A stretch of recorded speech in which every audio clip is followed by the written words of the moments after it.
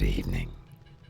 Once again, we return to the story of Caius, Eternal Champion, Spellsword Dunmer, and as usual, lost in terms of the quests that he's on, so let's take a quick minute.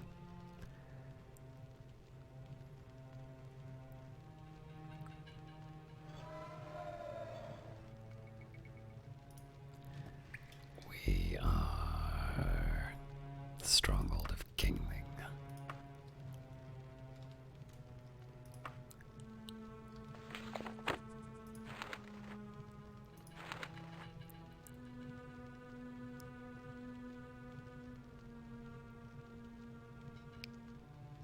Alright, we need to find the Dragon Slayer and put an end to them.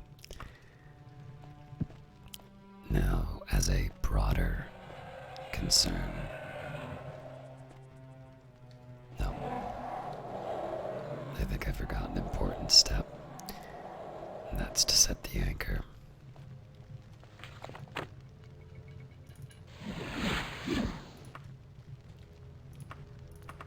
And we're committing ourselves to the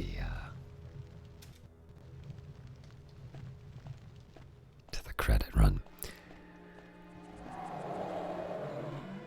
One concern that I have is trying to find where we are on the main quest again. Part of the work that we were doing here was just going to all the capitals to see if there's any work that's left to be done. But while we're at it, we might as well get the quests that we already have done first, and then we can worry about any other tasks.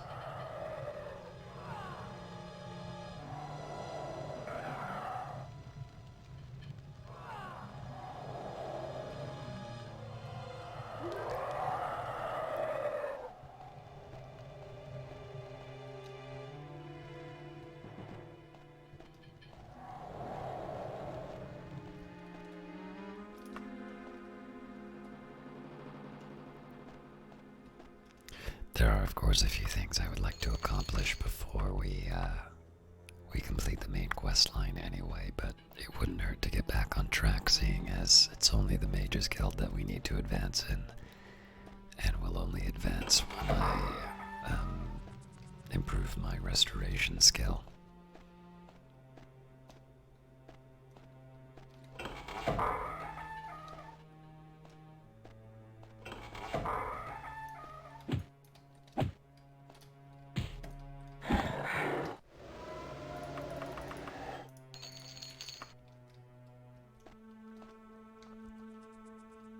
Probably should have known better than to end the cast on the start of a dungeon, but we will make our way through and we will put an end to this Dragon Slayer.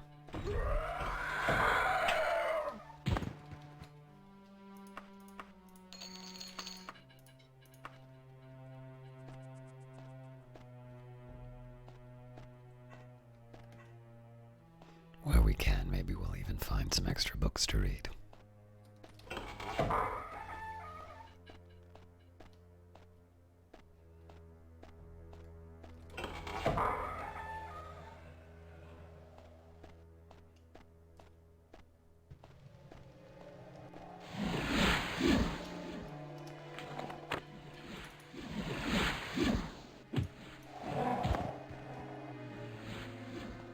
I didn't even see the ghost.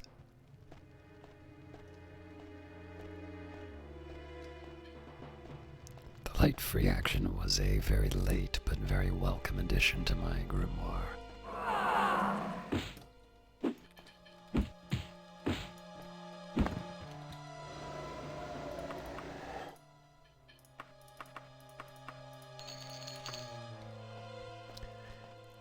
I'm particularly happy that all of these monsters seem to be loaded, because we did just spend a lot of money getting a letter of credit to take across the sea.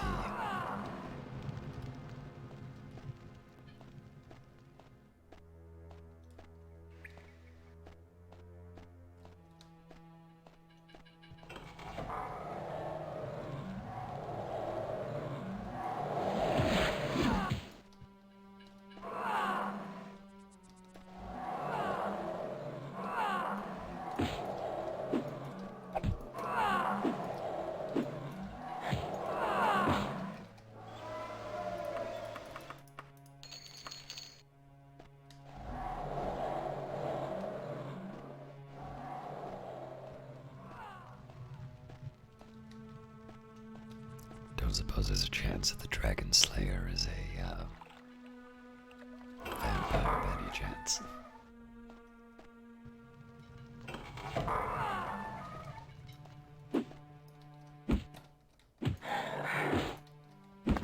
So my usual rule for dungeons like these are that if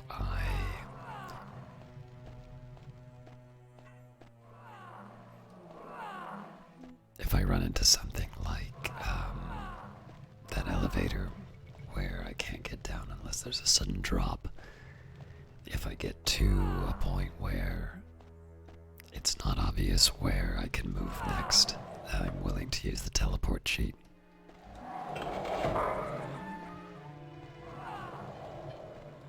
But we won't make that our first option.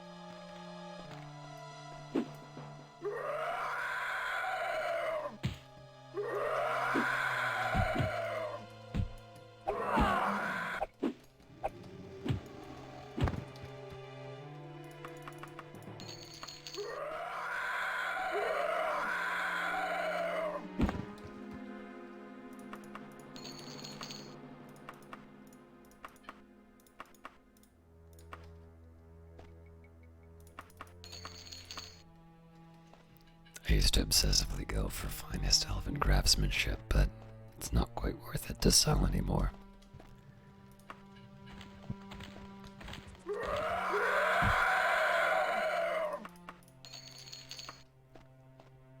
At least compared to just taking cold hard cash.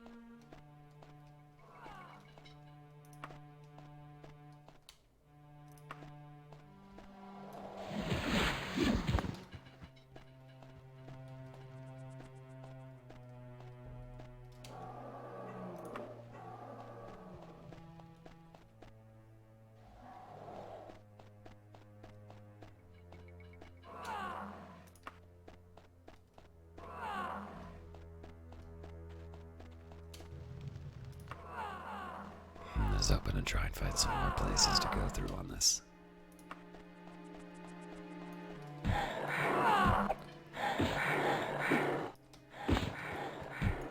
There's something delightfully inelegant about fighting vampires with the blunt weapon.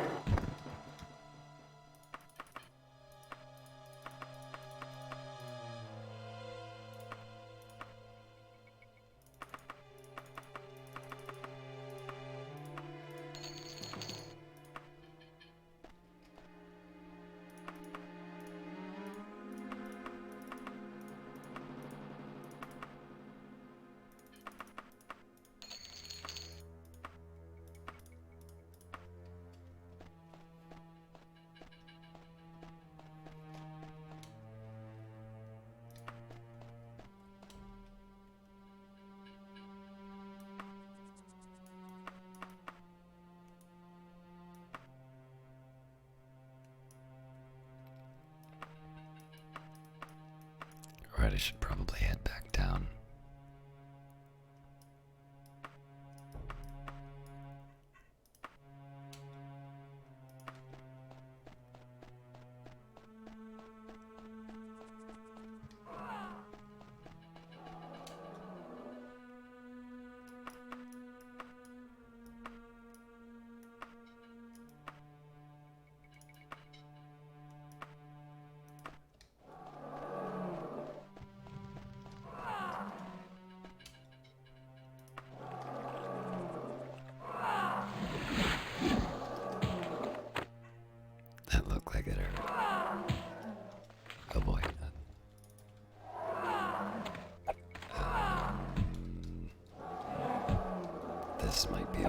especially because I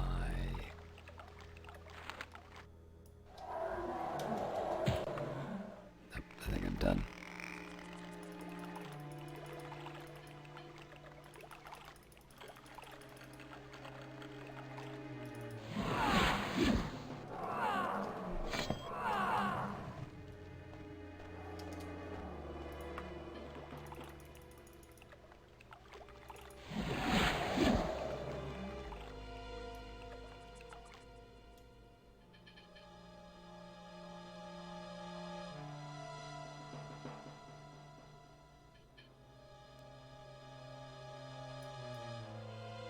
Unfortunately, I forgot the hotkey for my items, so I kind of had to run a fair bit.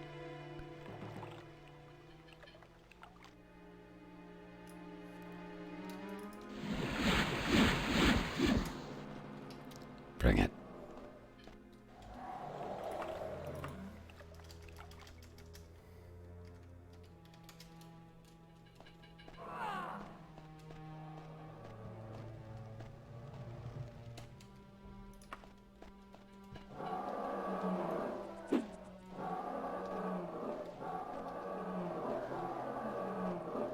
Wait, did I give him the slip?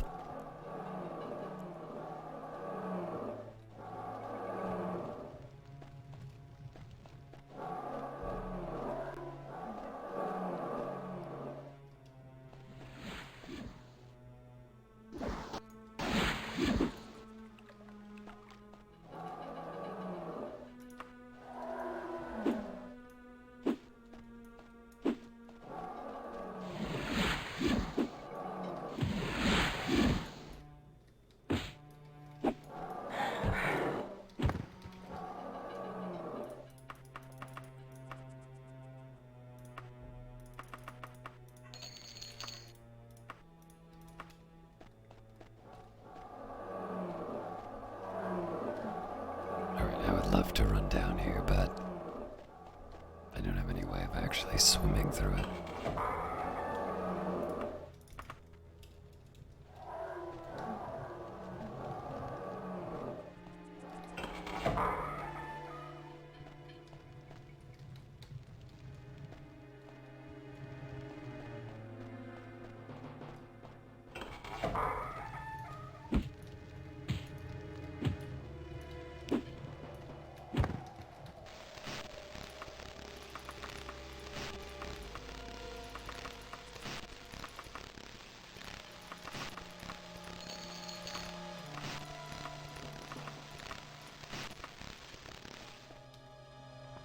So where I can, I try to replace the saleable stuff with gold, but I don't want to be too obsessive about it.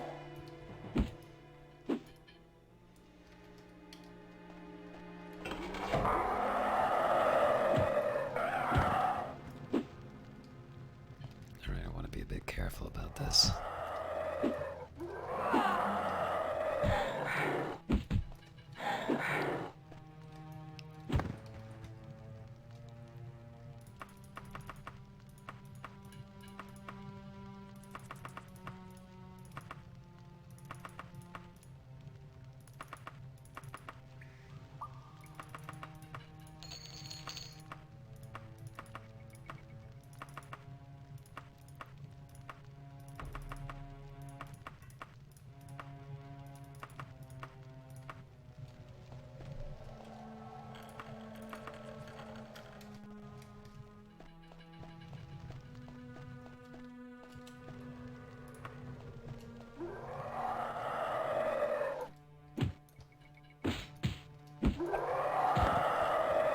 Now's probably not a bad time for me to get some rest.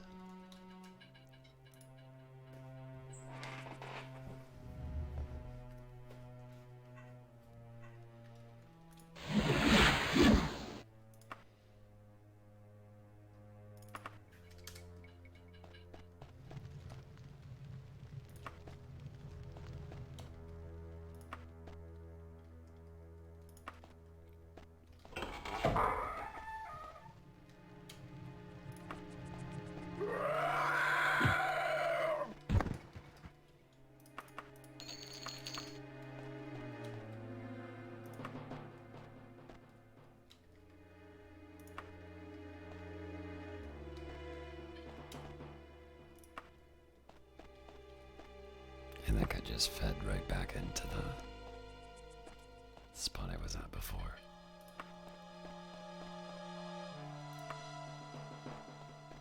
Nothing to see here.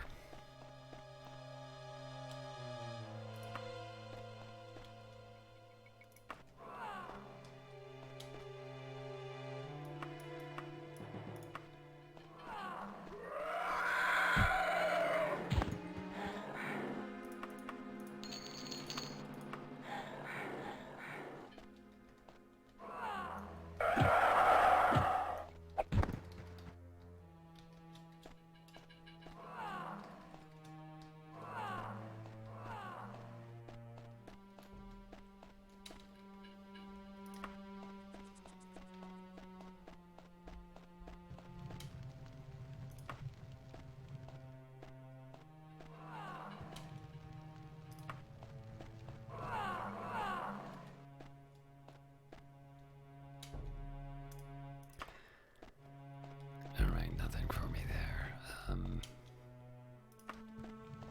I know back in the room with the big pool, I had another path which I didn't explore at all. Oh god.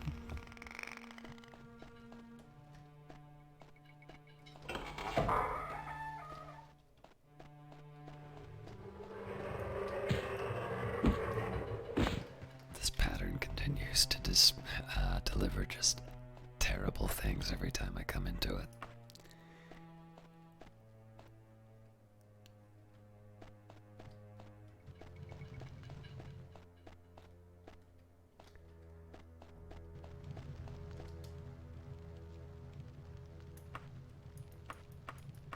Yeah, so I know there's some combination of like pulling levers and things like that I need to do, and I could not be less interested in figuring it out.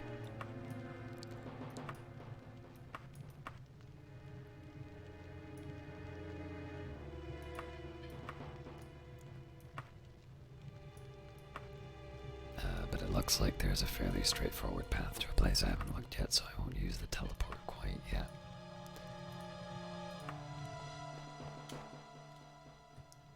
Let me see. Well, I mean, my guess is that this, yeah. We'll see, but I don't think this is going to lead anywhere I really want to go.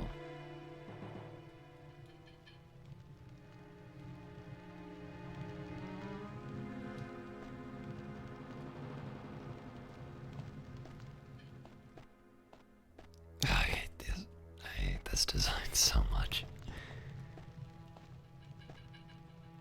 This reminds me a lot of the first dungeon we went through.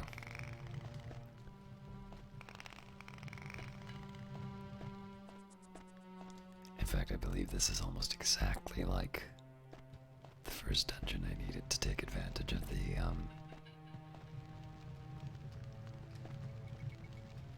the teleport for. Yep, it is. Because there was no way that I was able to trigger this and get back on time. Let's see where this goes.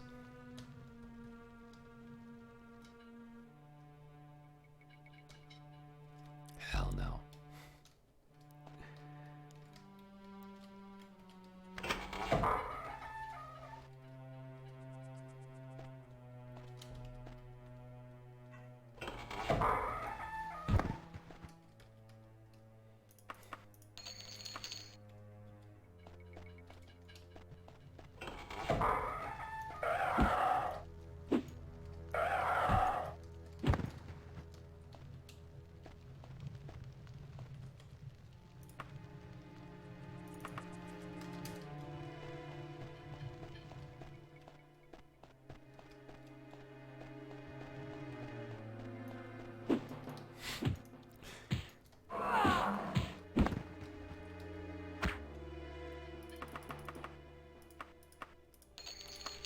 Glad they didn't notice me screaming at them with the flail the first time.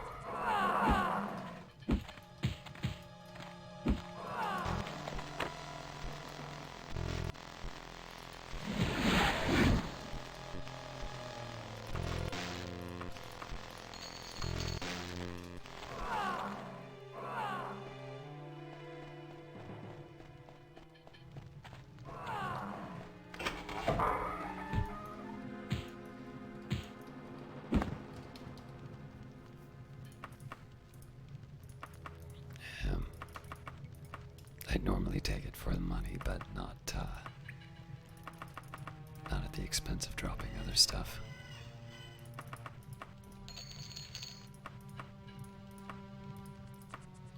Feather too far.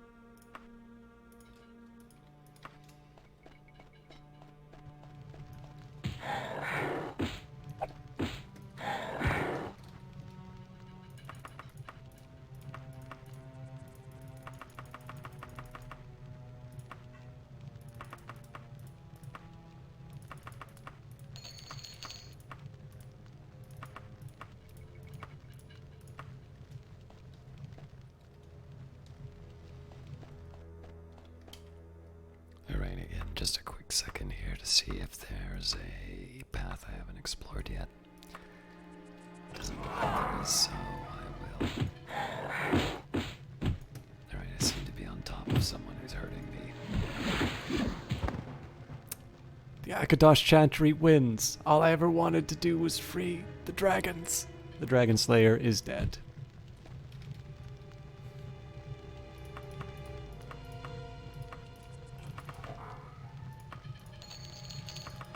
Dragon slaying doesn't apparently pay that well.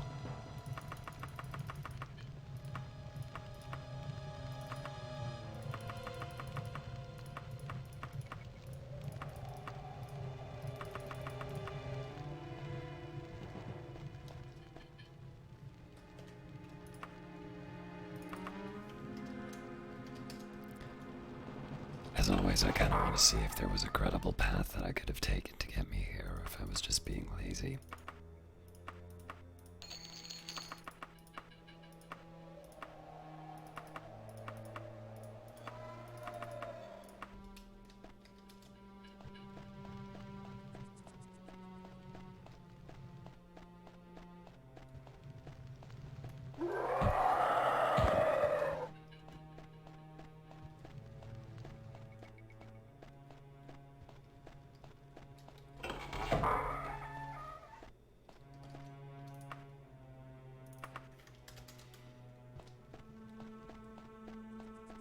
Holy crap. So if I went right instead of left, we would have been out of here right away.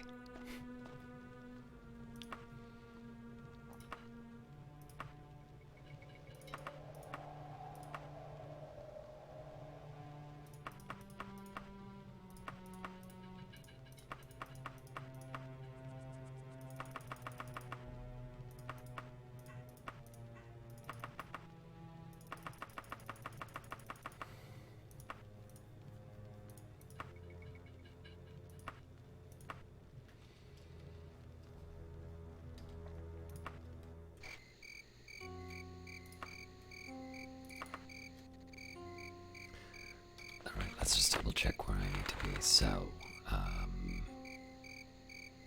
Chantry of Wayrest.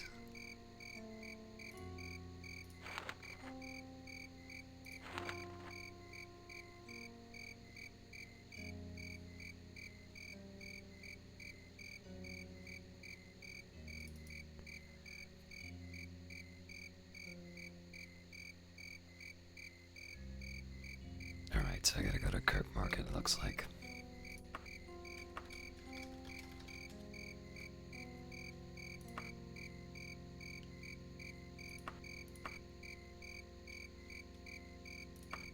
Before I do that,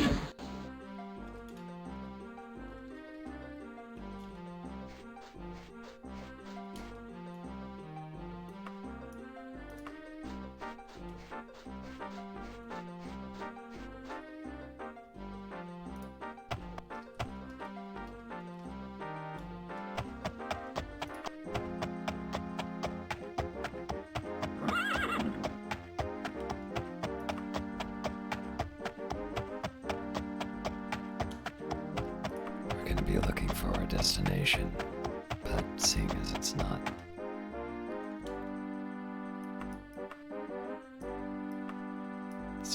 not the actual time it'll be open, I'll do it on foot.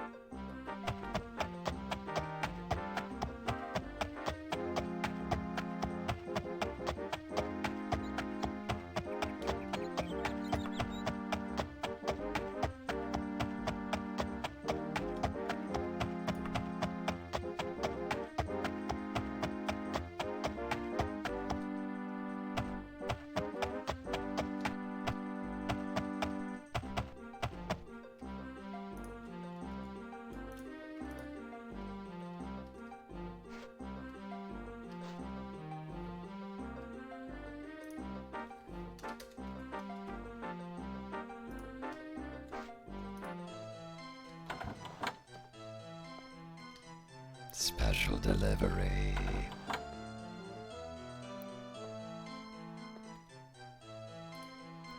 Lovely, Caius, lovely. Now here's that Indel kit that needs to be given to Veneria Hearthheart over in the Hearthheart resident in Mid-Market. Don't dawdle, Caius.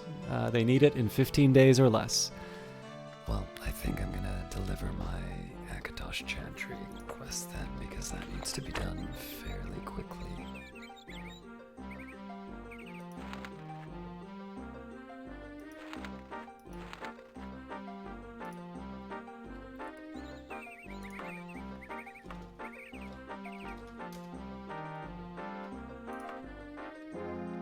This time we'll do it recklessly.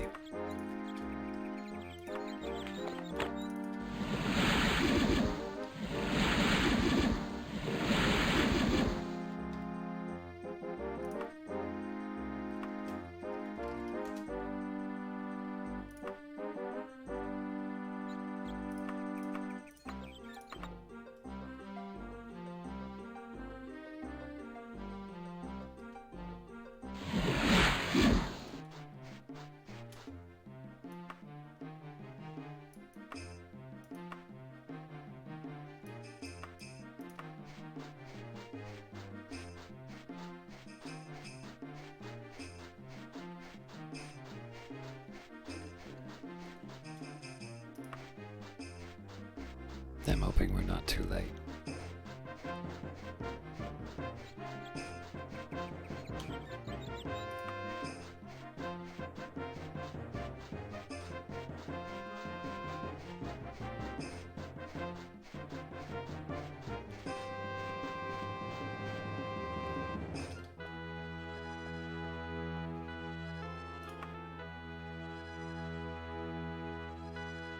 I can't help it right now, sorry.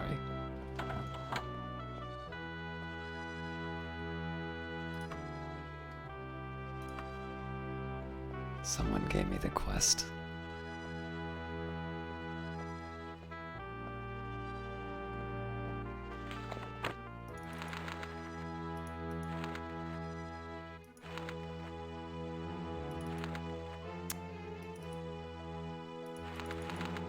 Looks like it actually takes too long. Okay, so with luck,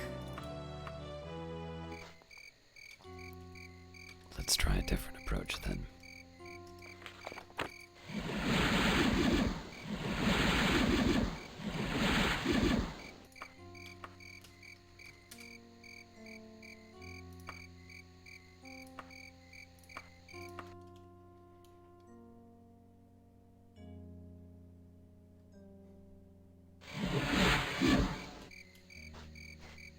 Of course.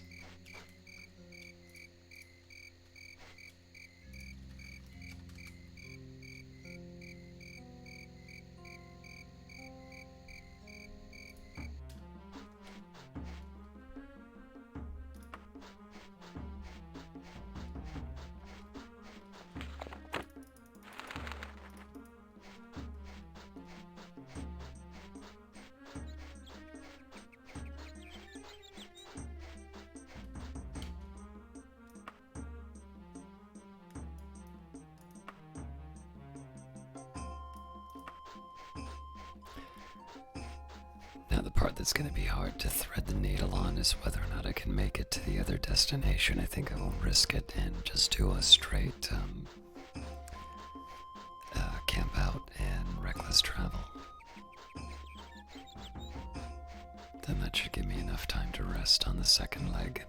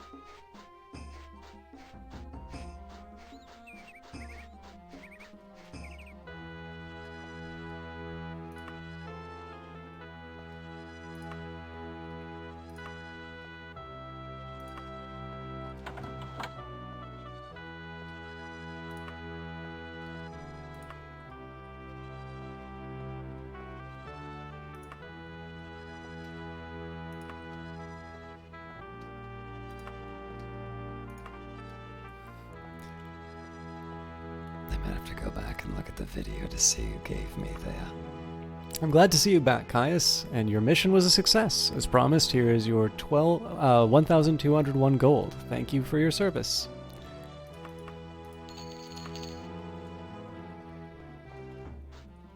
Alright, no time to delay.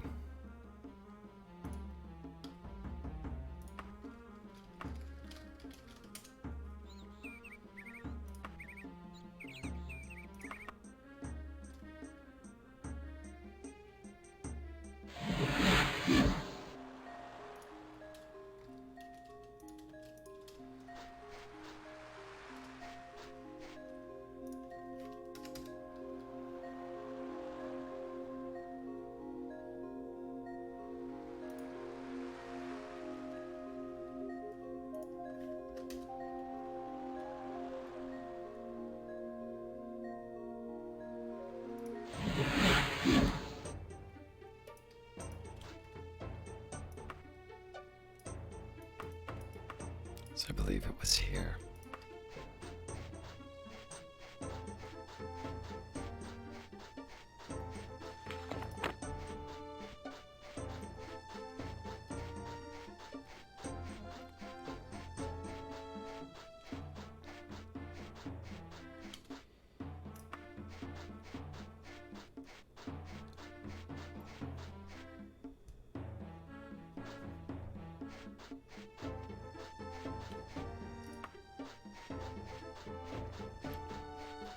Quite want to deposit a letter of credit yet because I don't know if I'm staying in Wayrest or not.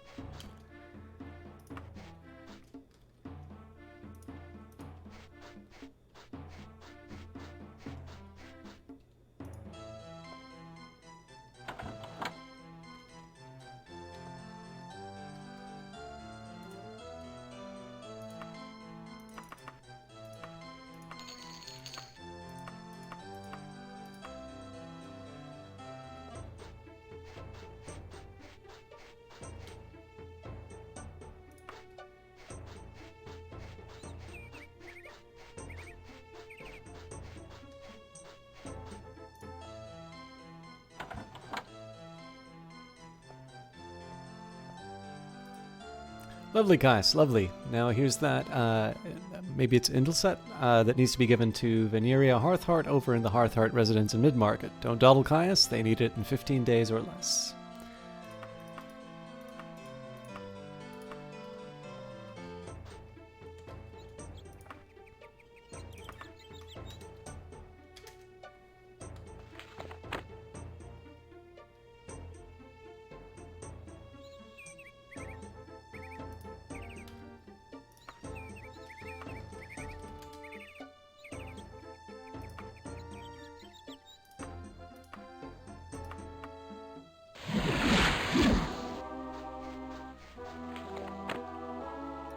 Alright, and I need to find the Hearthheart residence. Hello, milady. Could you please tell me where I can find... How about you on this fine, damp day?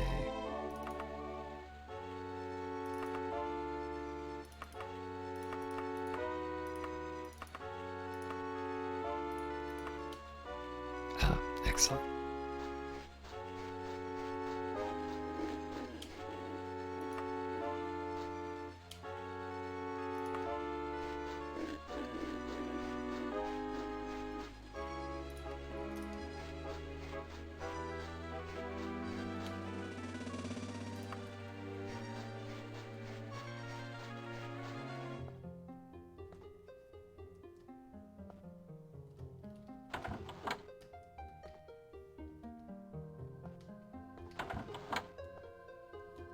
What do you mean nobody's here to accept me at 6 in the morning?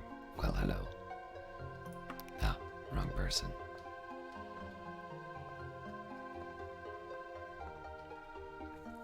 By the beard of Thorig, I was wondering when you'd get here. Are you Caius? I'm Veneria Hearthheart, and I believe that is my Indle set. If you haven't tried it before, you really should. The effect is heavenly. Anyways, here's your 772 gold pieces. Thanks a lot, Caius. You're a lifesaver.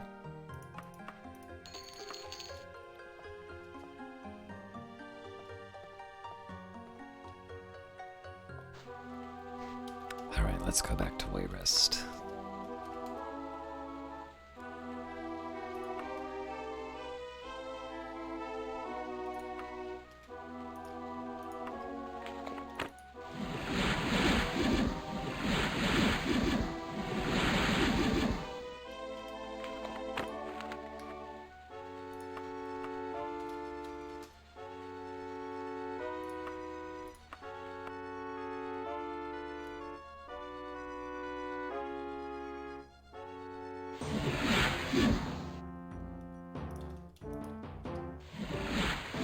Not quite what I intended to do, but it won't matter.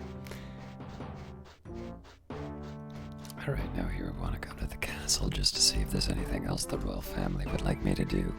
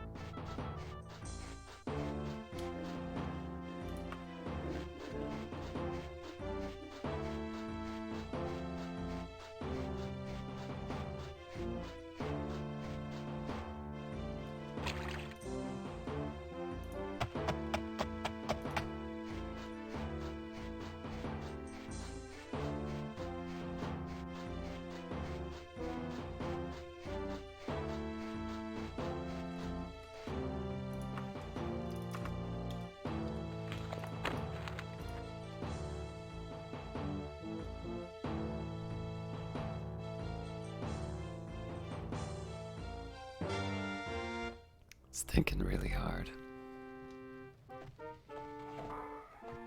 I always get randomly attacked in this one, I think.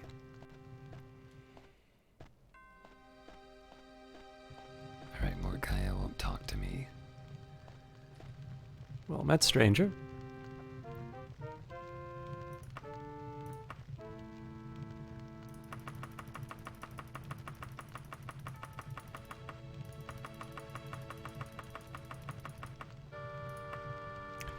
Hail, good King Edwir. I would be grateful for information about the Akatosh Chantry. Sorry, Caius, I can't help you with that. Quite. Please disseminate a little news, will you? Since I have nothing to say. I think I have worn out my welcome. Does Baron Zaya want? Ah, Caius, I'm glad you're here. If you're available for hire, I'm looking for someone to purvey a special bracer to an acquaintance of mine. The reward, I think, you will find extremely liberal, to compensate for the danger of the mission. Are you interested? I'm always interested in delivery. Excellent, here's the bracer. Now, Caroloria Yomhart needs to have it in Deerwall in 11 days. That ought to be plenty of time, I hope. They'll be easy to find. Just look for a young lady in green at the Green Hedgehog. By the way, you may encounter some orcs who do not wish this shipment made. I trust that you'll know how to deal with their kind. Good luck.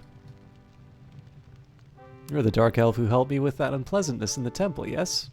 The same.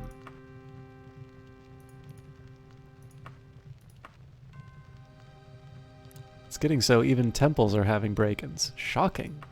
Weren't you the one to... Never mind.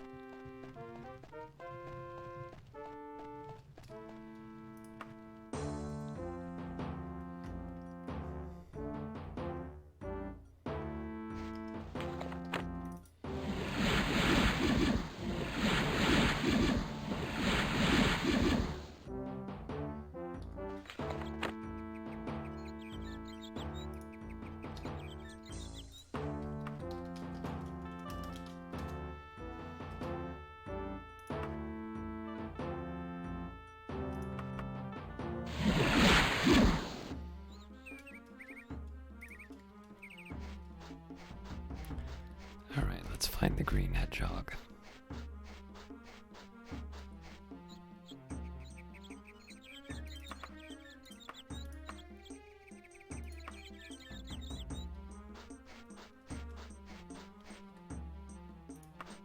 They're all east.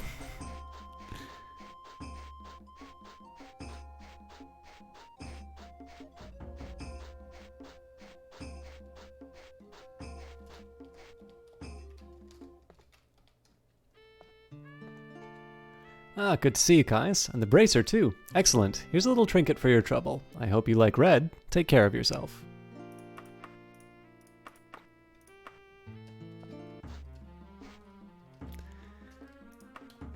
Alright. So unless Baron Zaya gives us something else again, I think it's safe to say we should move on to Sentinel. I forgot to do my spell. Oh well.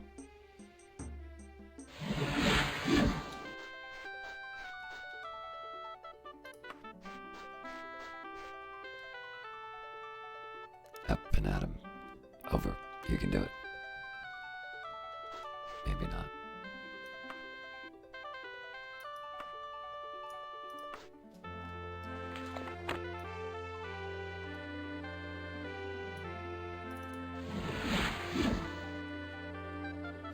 Never underestimate how lazy I am at this game.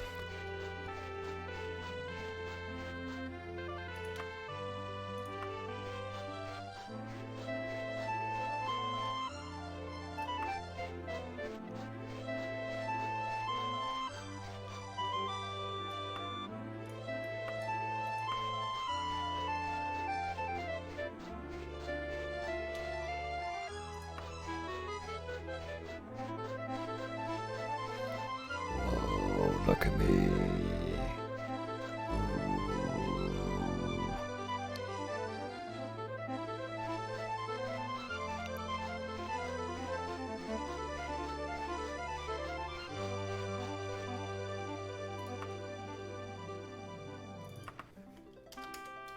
Just in case they don't like the magic.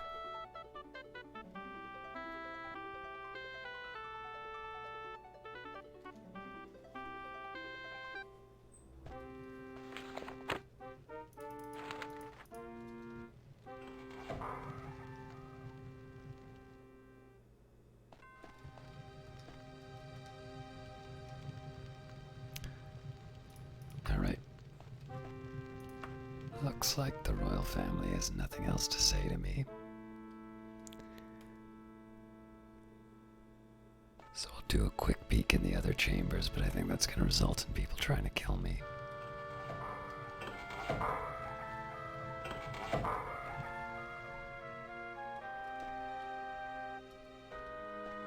So this guy wants me dead for sure.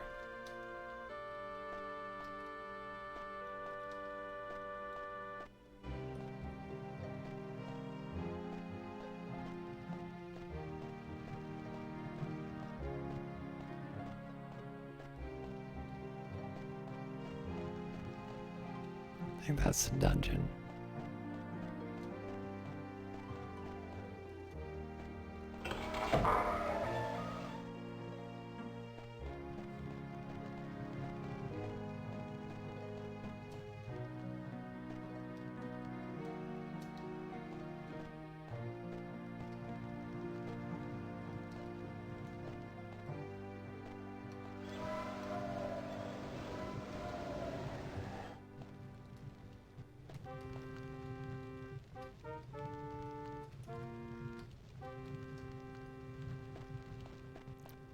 think I'm not particularly welcome here.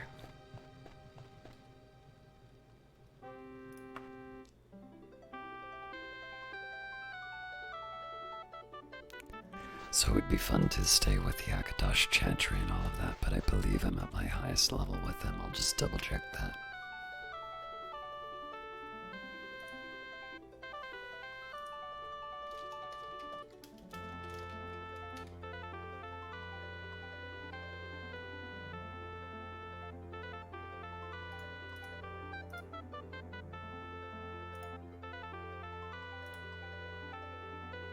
Yep, Patriarch's the highest, so in everything I'm affiliated with, I'm at the highest level, except for the Mages Guild.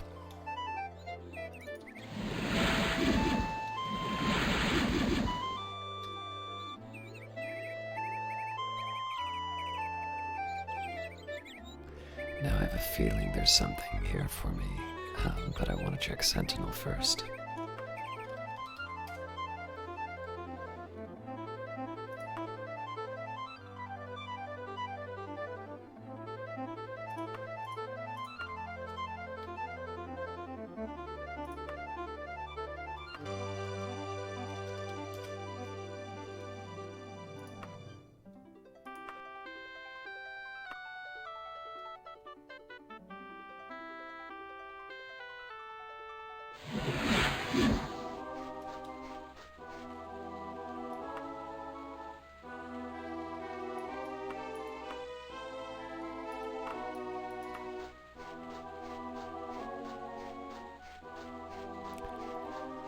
Another thing I was neglecting to do was to train at the Mages Guild for destruction, so let's fix that right now and head straight over to them.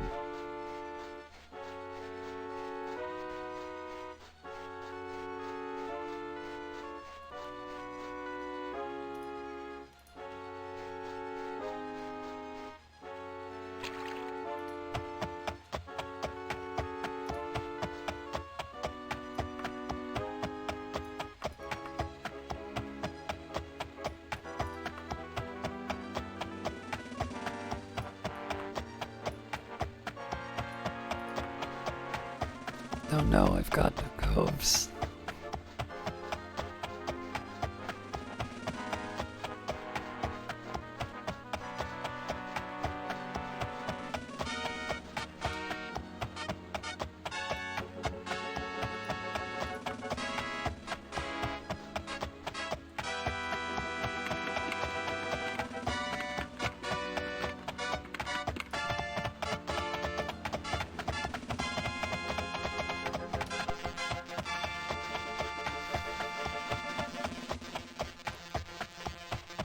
The noises in the world.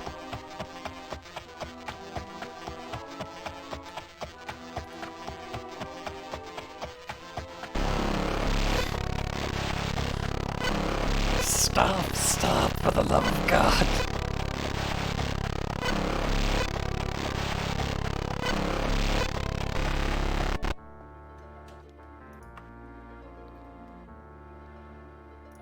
Let's never do that again.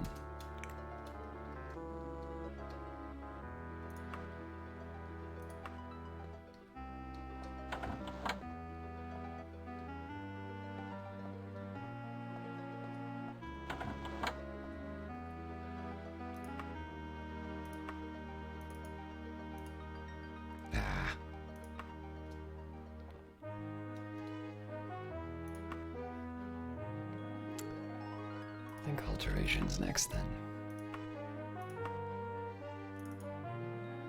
You and the trainer practice for 3 hours. The trainer tells you to reflect on what you've learned and to see if you can put it to good use.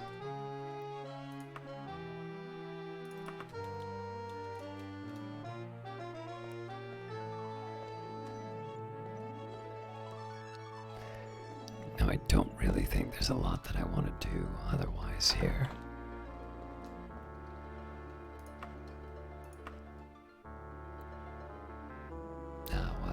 I suppose I could try and sell stuff. Oh wait, no I can't because I can only buy off of him.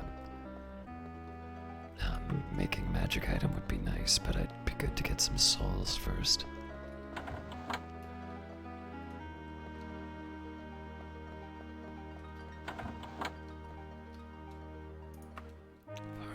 those spells.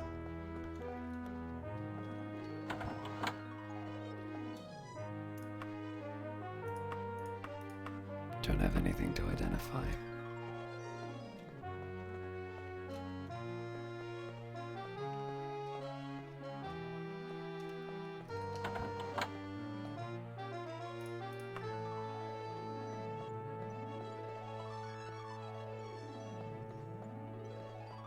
Alright, let's talk to the royal family.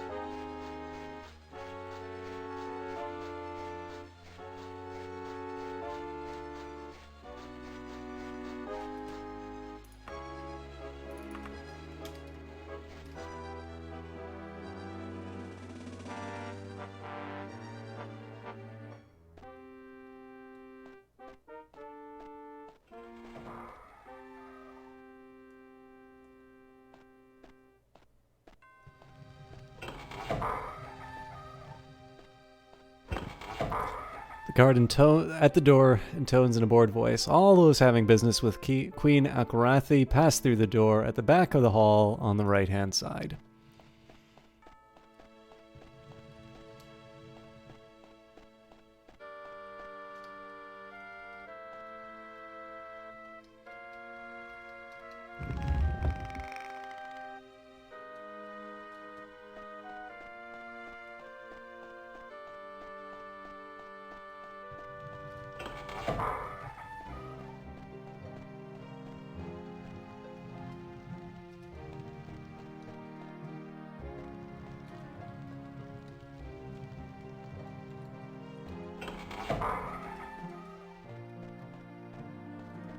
Ah, yes, this is where it becomes a dungeon.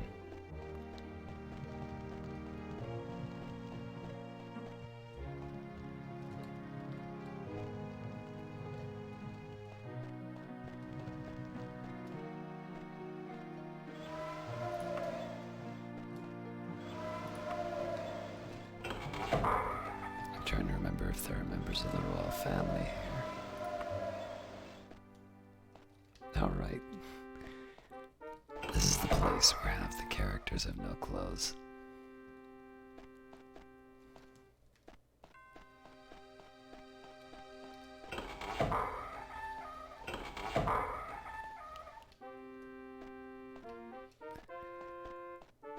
Alright, let's see if the trip was worth it. Are you by any chance available for a little assignment that should not take you any time at all and will make you 619 gold pieces richer? I'm always interested in those.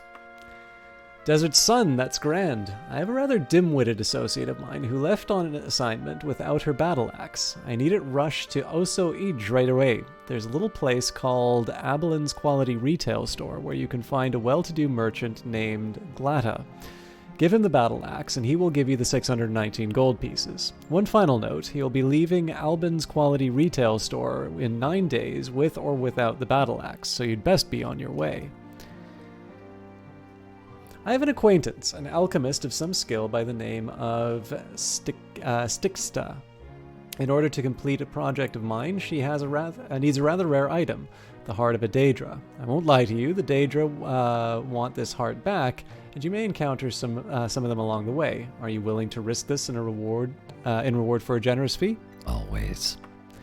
You will? Then good luck to you. Here's the Daedra's heart. If it is not in my friend Stixa's hands in 5 days, it'll be too old to be used. After you've delivered it, return for your reward. Good luck and Godspeed.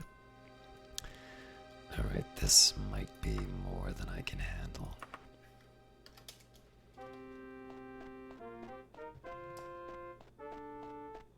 So I think on this one I'm gonna rush.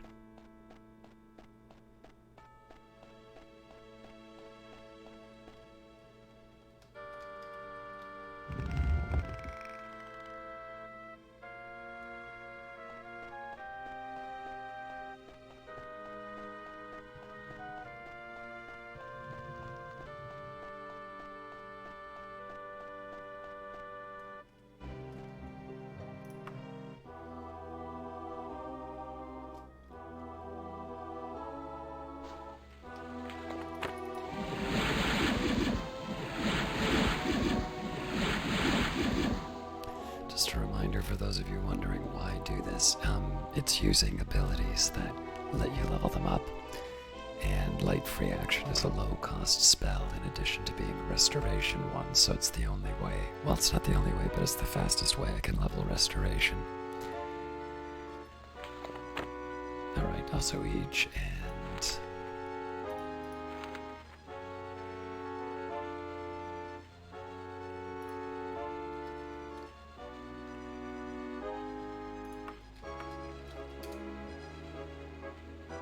Yikes.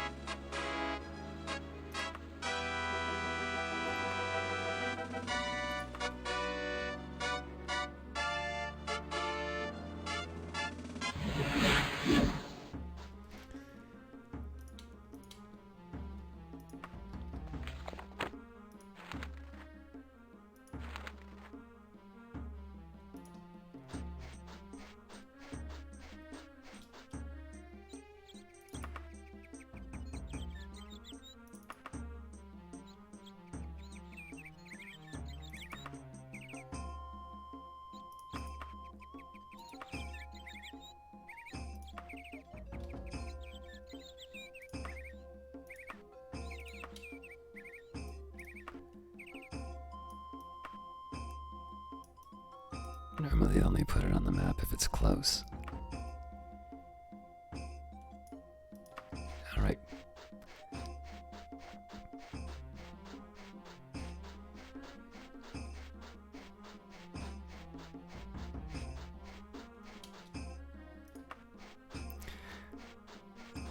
Once the royal family of Sentinel has run out of things for me to do, I will double check my inventory for any notes.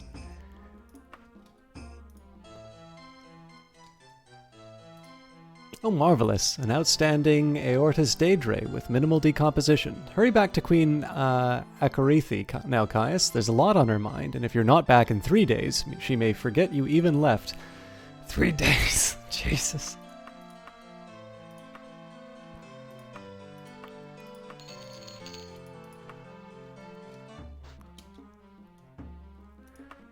Alright.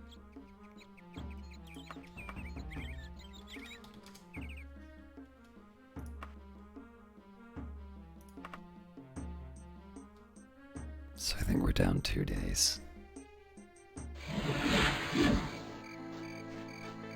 That's a pity.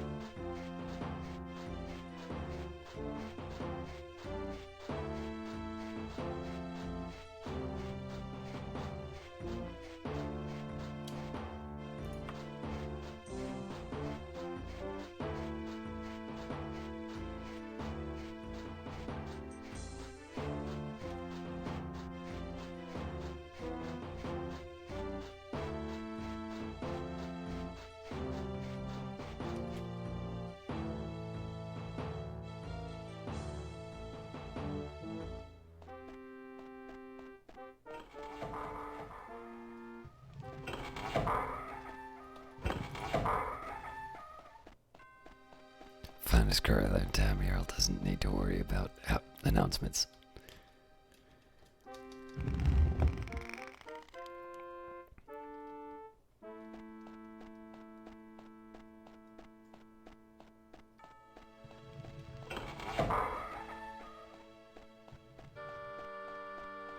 money, please. Outstanding job, Caius. I knew those day drillings wouldn't slow you down.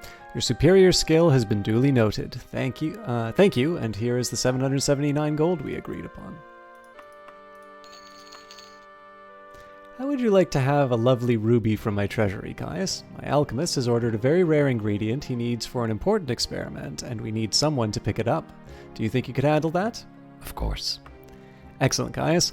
I knew that you would be game. Take this turquoise down to Lord Gonstear's metallurgy in Bubendanis. There's a well-to-do merchant there by the name of Nirman. Ask him to give you the mummy wrappings he's brought up from the south. Make sure that you're there and back in 13 days. Alrighty then, Caius. I'm relying on you. Don't make me regret it.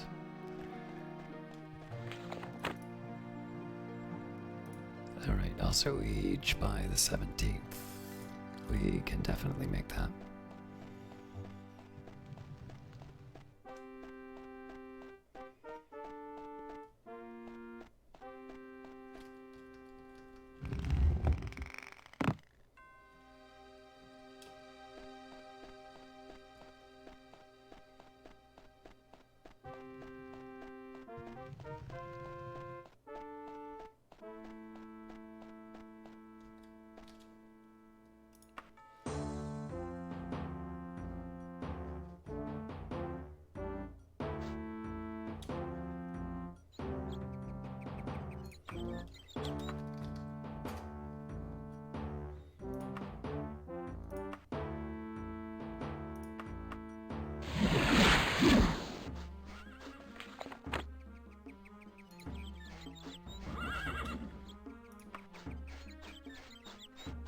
We'll see if this is the store first. I don't know if there's anybody on the street.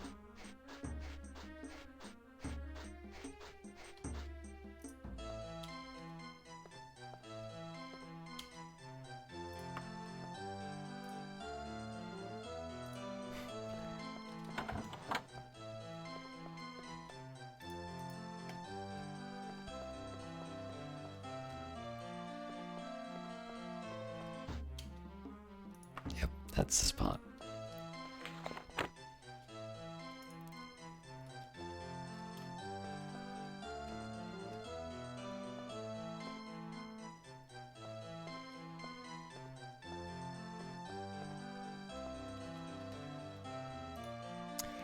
Are you from Prince Greklith? By the sands of Elsewhere. My battle axe. About time. I thought I was going to have to leave without it. What took you so long anyway? What? I have to pay you for my own battle axe? Very well, if that's what the Prince Greklith told you. Now I've wasted enough time. I must be on my way. Money, money, money, money, money, money, money. I should be stopping by some bookstores too, but alright, let's see if there's a Mage's Guild here real quick. Looks like there isn't, so we go to...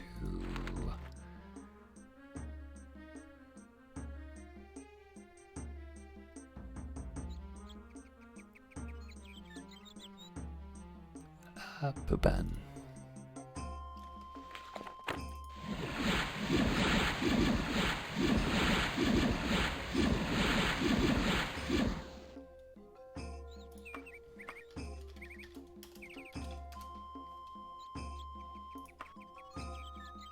Seven.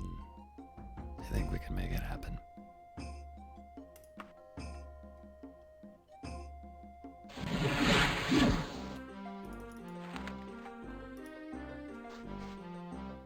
Might have to rush back though.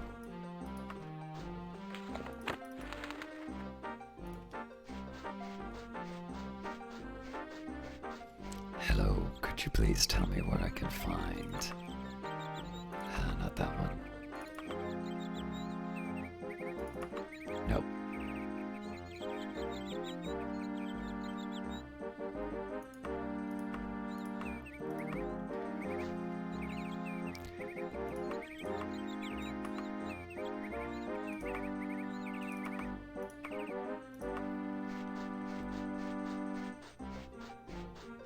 My lady.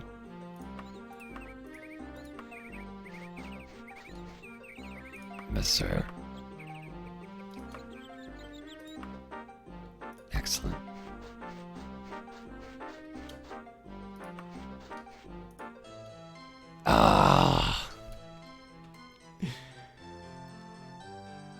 I should have saved.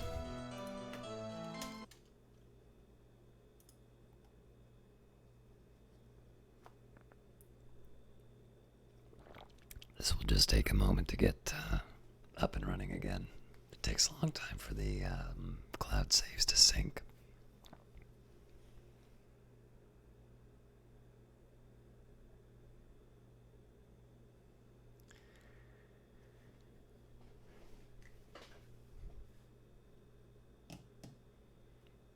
I've apparently put 79 hours in this game, but I think I left it open once. I don't feel like there's 79 hours worth of streaming.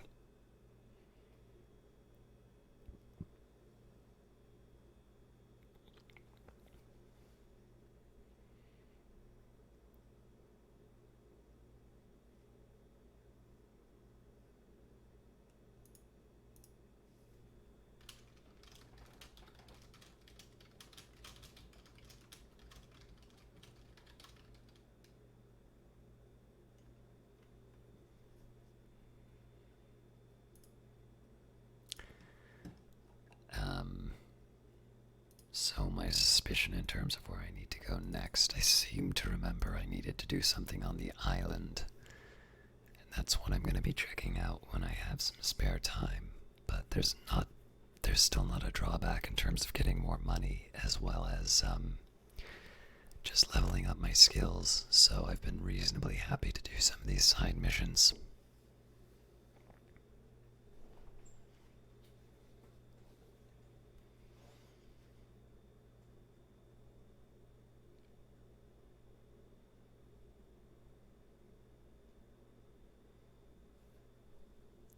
It's almost done the sync. Of course, if I wasn't playing the GOG version, I wouldn't need to worry about cloud saves. I'm sure there's a way to disable them.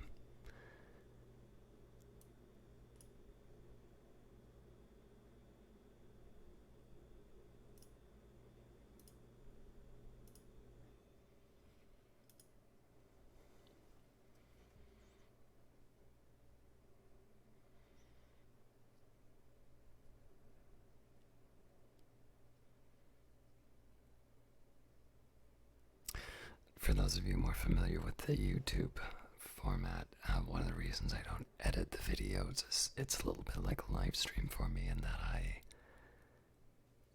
kind of do it all in one take and just upload it. I don't have a lot of very good editing software to clean this sort of stuff up, so when I have a crash like this, it makes things absolutely tedious to fix. Alright, you can hear the game coming back.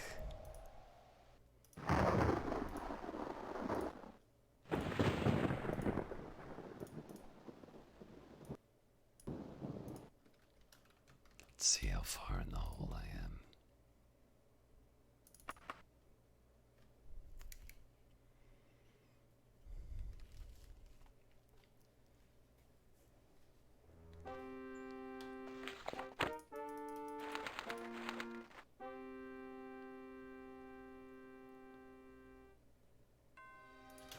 Okay, I'm still gonna do the same pattern.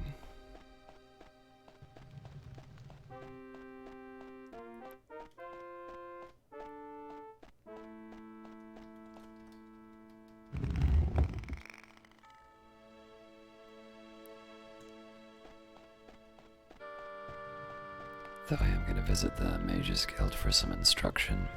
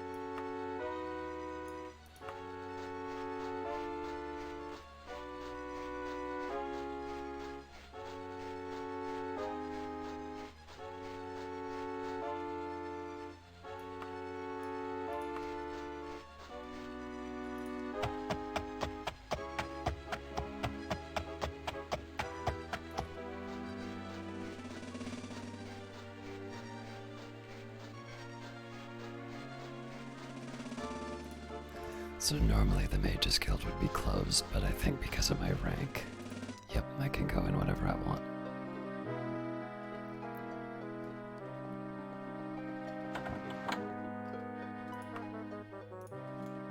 Drat.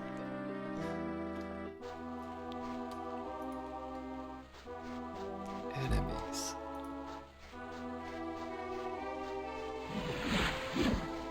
Sup? The Daedra hisses, Caius, you meddle in the affairs beyond your ken. Yes, your name is known to us, and we will not rest until the heart of our brother is back in our hands. Prepare to fulfill your destiny, mortal.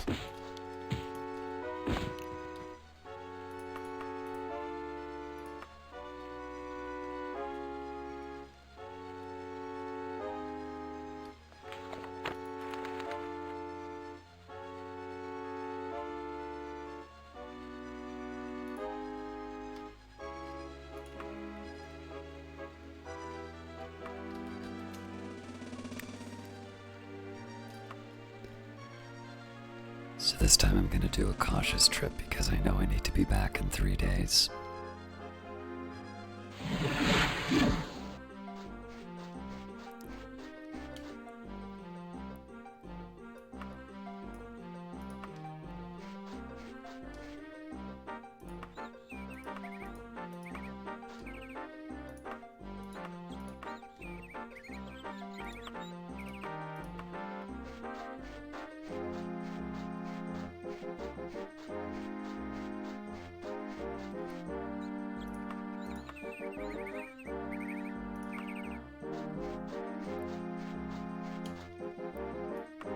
I'm pretty sure it was this one, I just wanted to double check.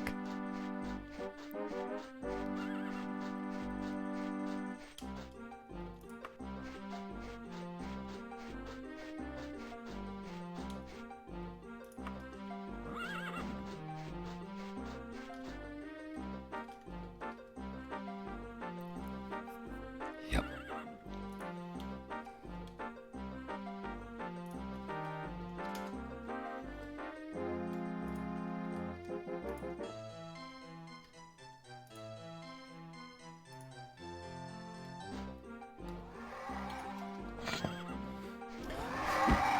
I don't have the heart anymore.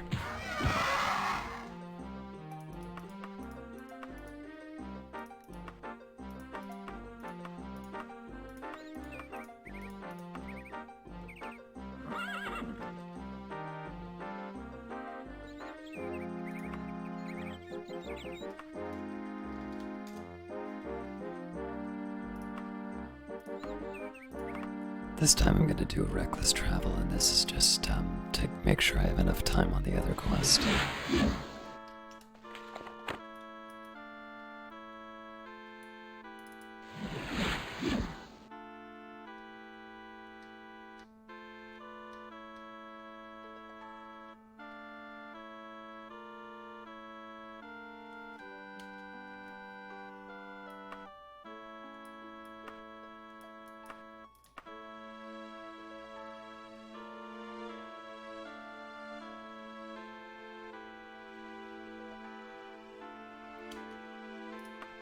Levitation is a great spell. It's the Daggerfall version. I'm going the wrong way. It's the Daggerfall version of Remove Wall.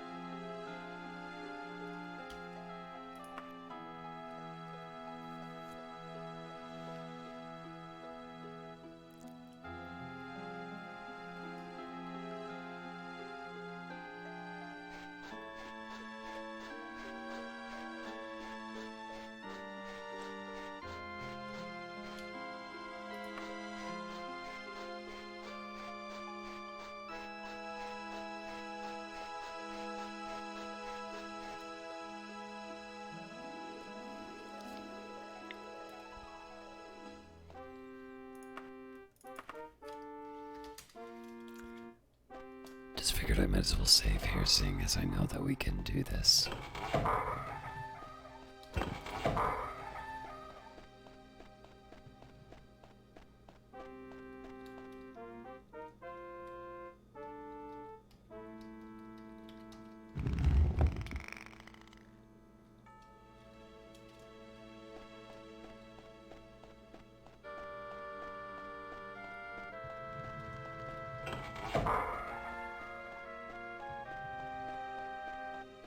Money.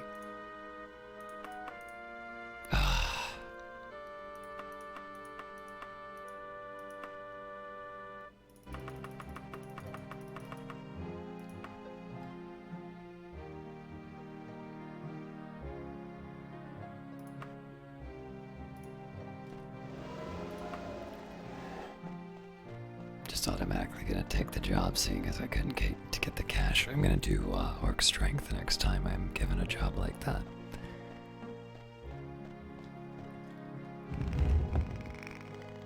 Still, it doesn't hurt to burnish my reputation a bit.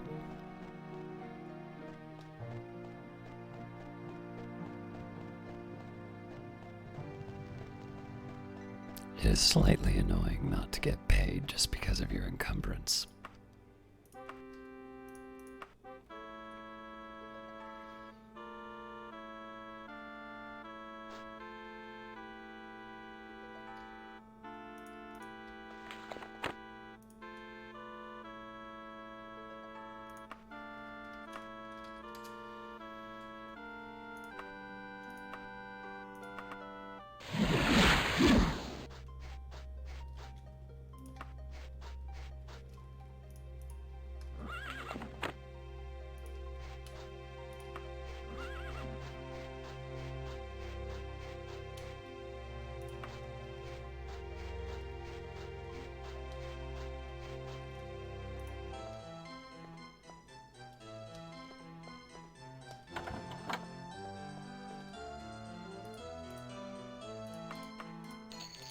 Hooray.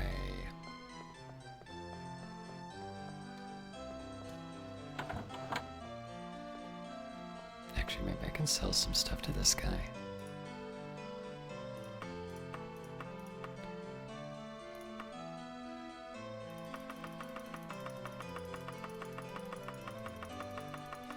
Nothing worthwhile. Maybe he's got some books that I want.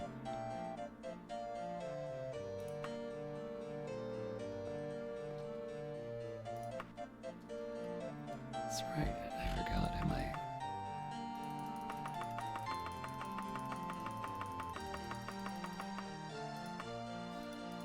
Right.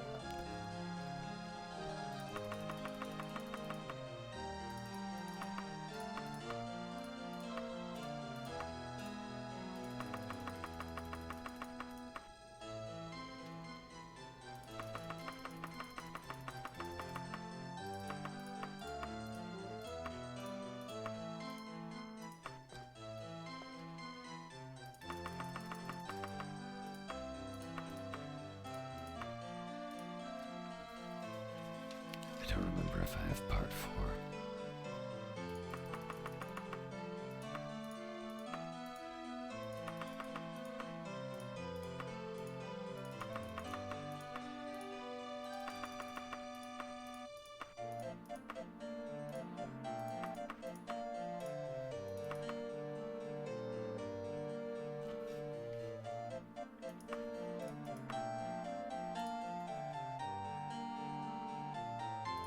If I have part 3, then that means I can keep reading it. I believe I finished part 2 already.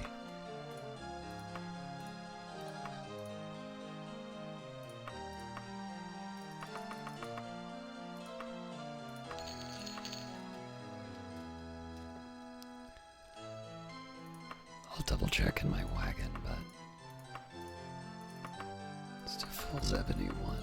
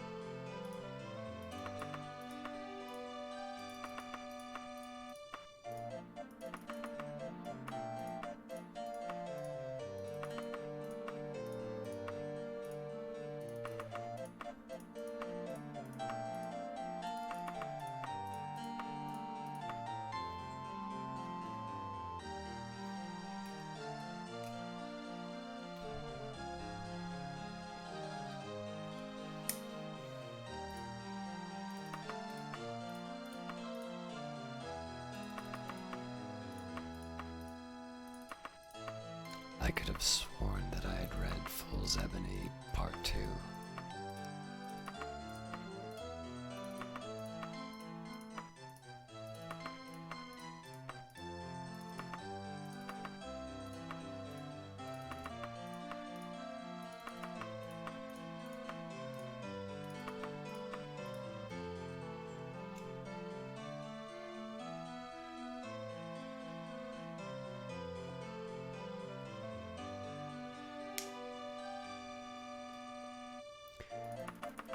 And then I wanted to double check the Baronside biography again.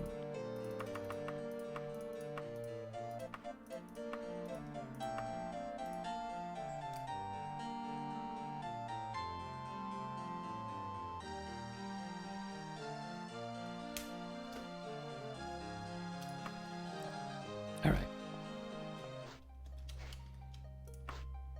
If there's anybody on the street, we'll see if there's a bookstore, but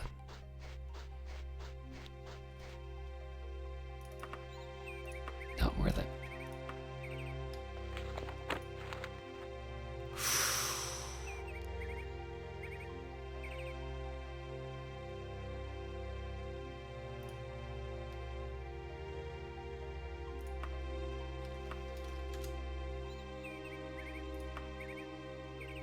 Maybe we can make it.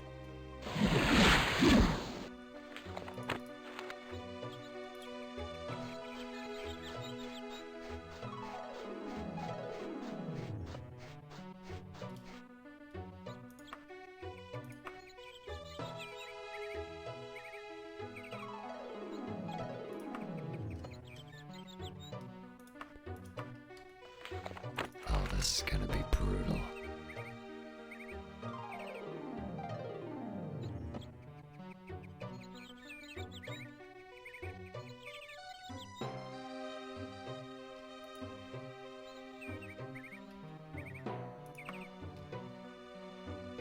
I went to the wrong place, damn it. I'm almost certainly gonna fail this now.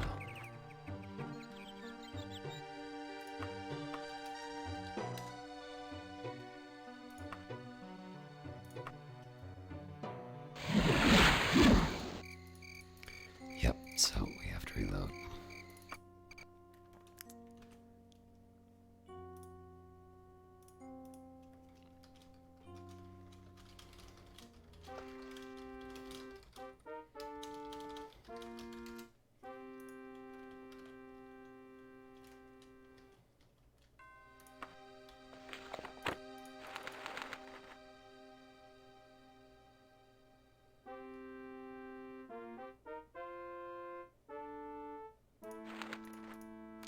Did I not?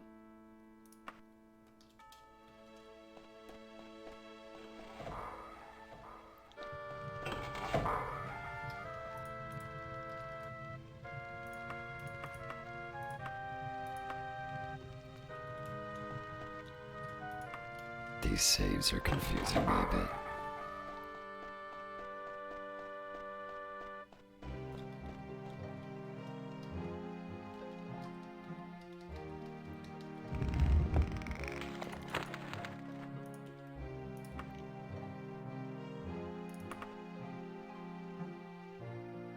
We'll see if the quest changes when I go out, because I thought when I did K, I'd actually gotten my...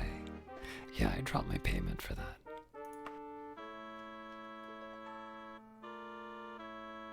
I think. Nope, apparently not.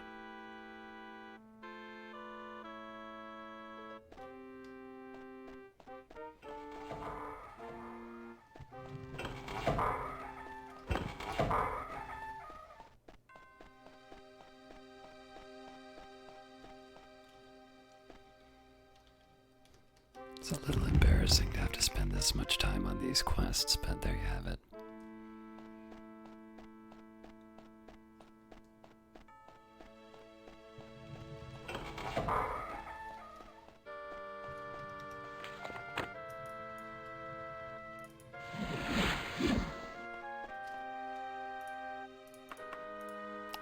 That's a lie.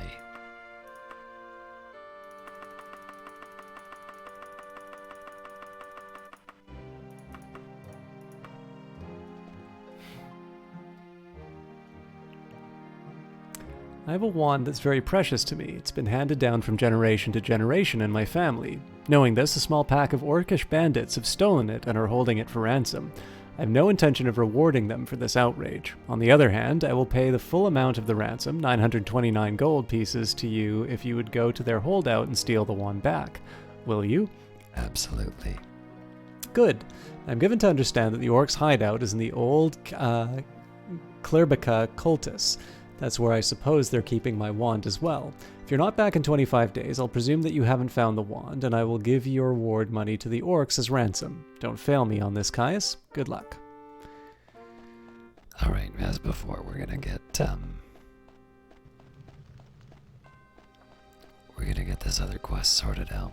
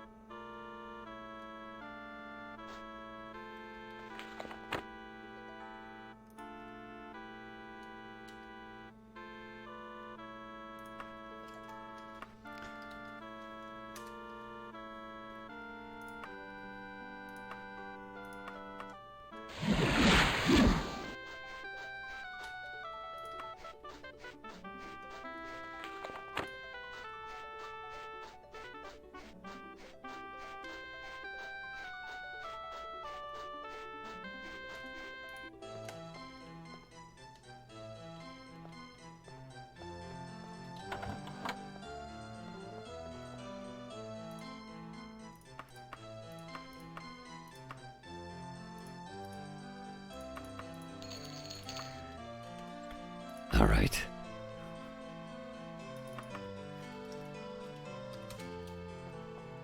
That's behind us.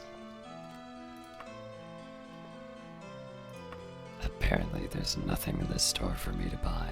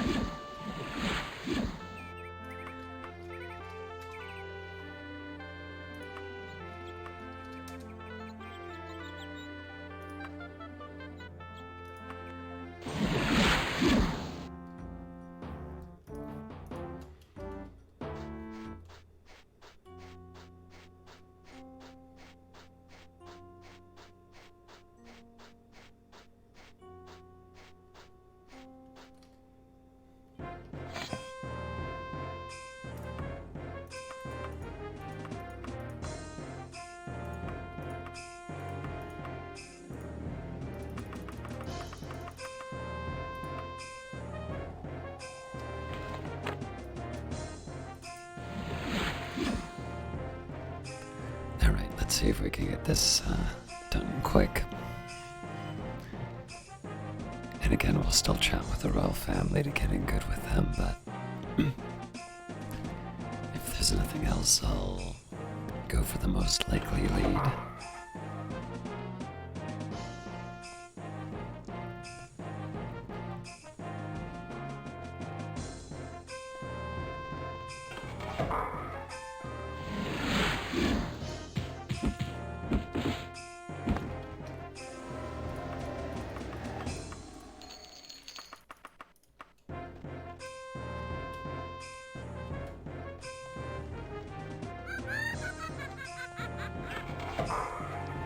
Let's find out who. Good Lord, who is that?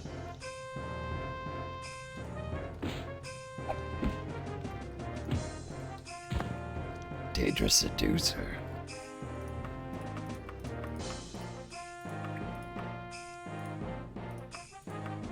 A freshly drawn map indicates the long-lost location of the Marxanula Cavern, which you copy down.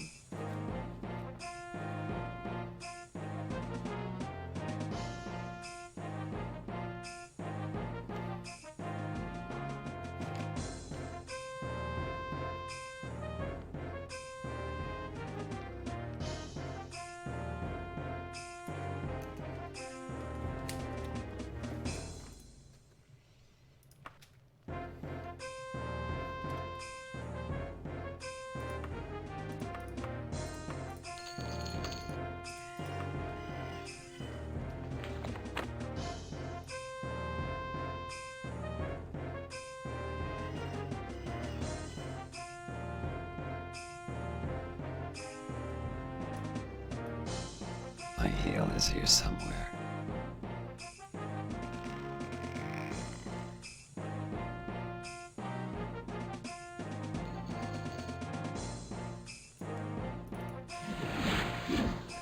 It's gone down in cost.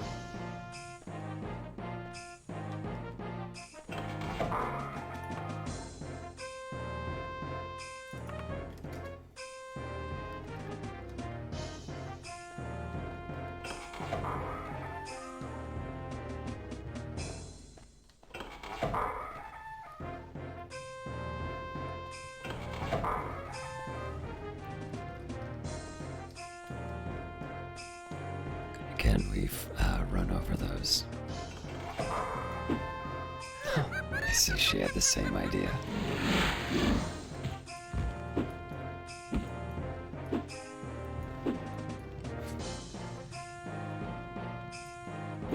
Forgot to turn it off. Alright.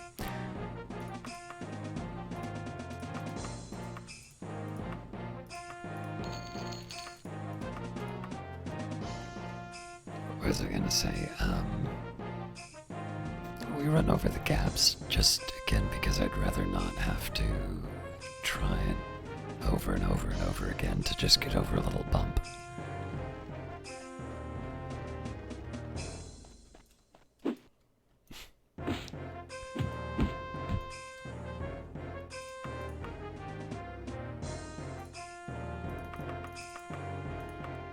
I actually don't remember if I have part 4.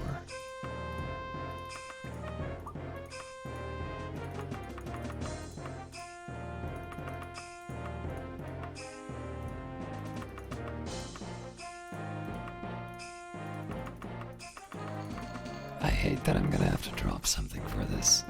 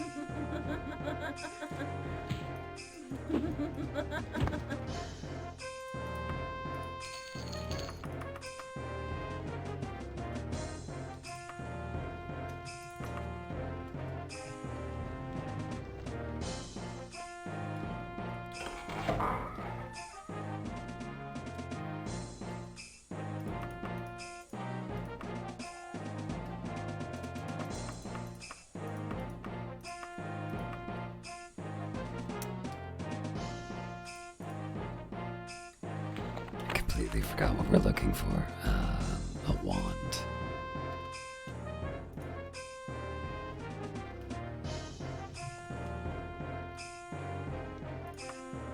I don't think there's anything I can drop off.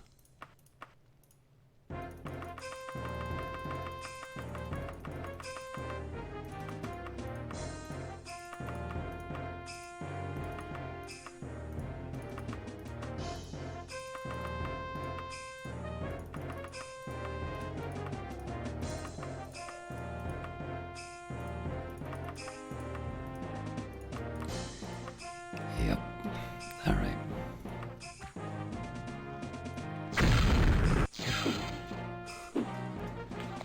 Let's just calm down.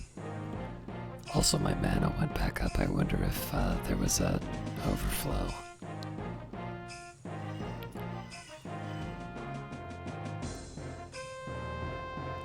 That, or I guess I absorbed the...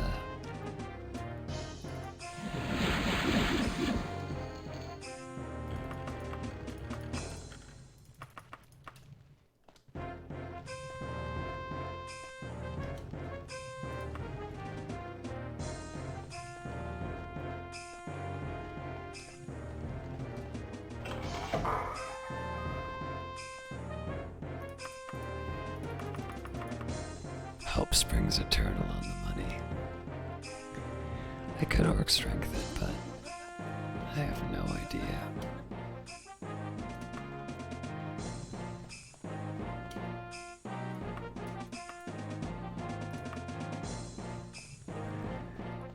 have no idea what I'm gonna get in return, and it puts me at a risk for the money, or for the mana.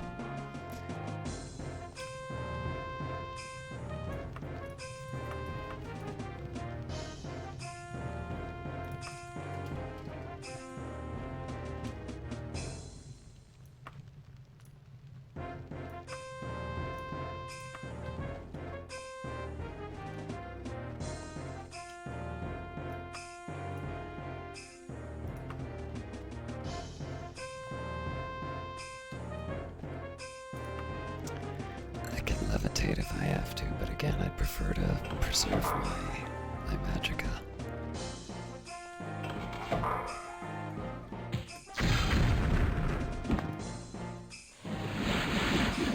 I'm getting very lucky on these. I don't remember if I've read this or not.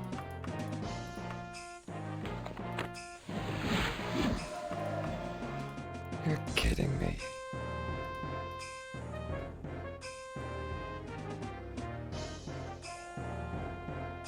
Oh, that's right, I already have Orc Strength.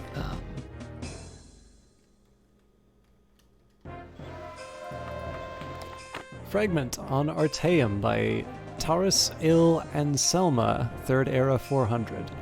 The Isle of Artaeum. I have read this.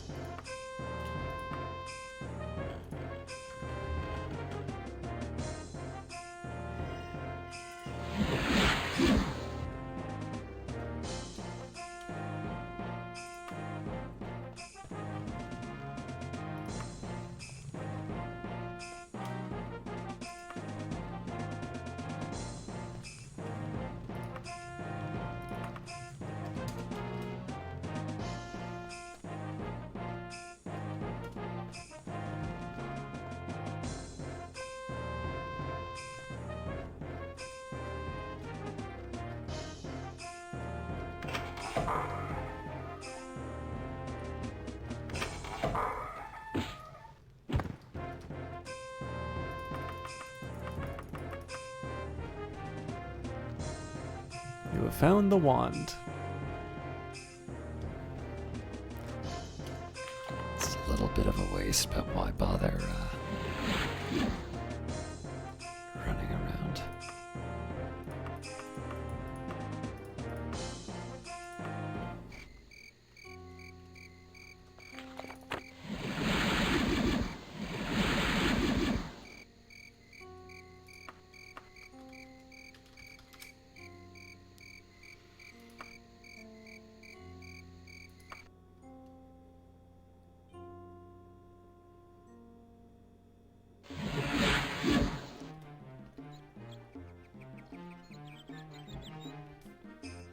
Alright, Mage's Guild for training, and then the Palace for the quest.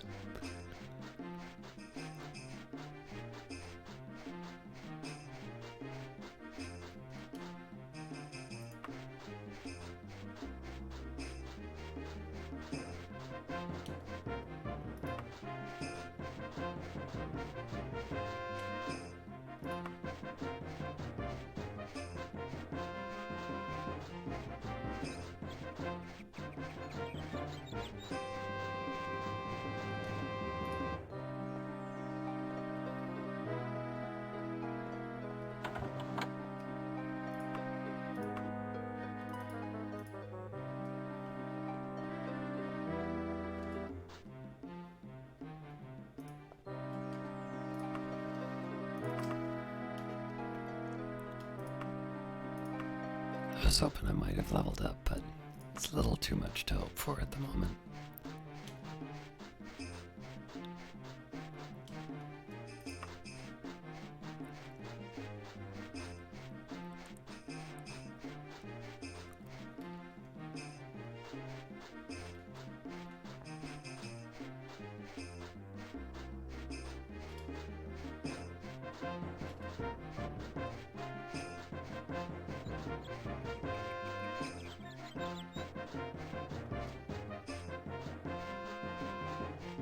Can never remember where the front of this thing is.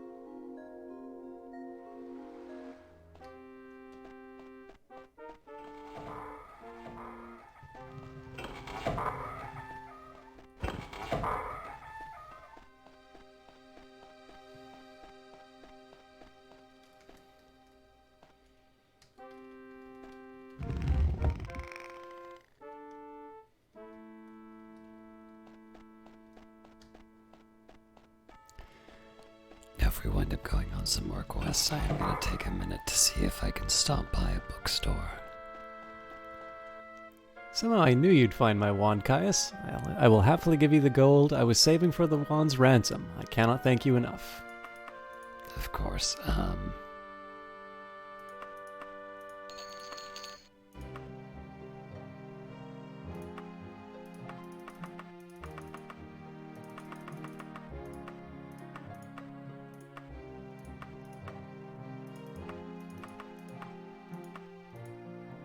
there's no possible way I can get that back, huh?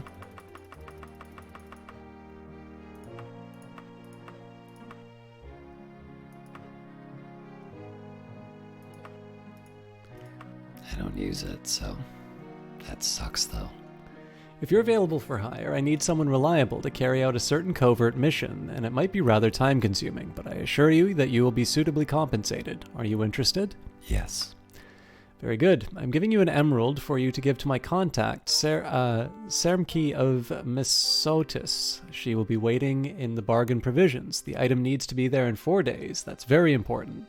Once you made it that far, Sermke will have further instructions. I'm counting on your discretion, Caius, and you will be watched. Good luck and thank you. Alright, so Prince Greklith has nothing for me, so I'm just gonna focus on the Queen from now on.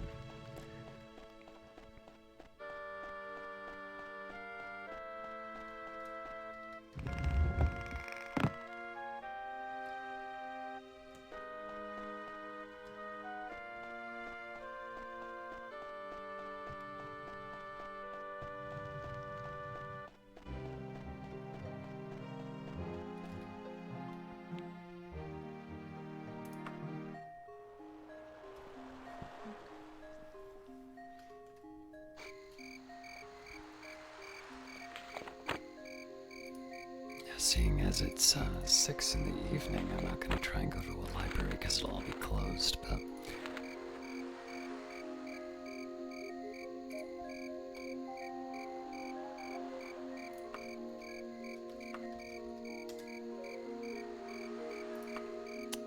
"3 days I can handle." Of course, I did forget to cast the spell.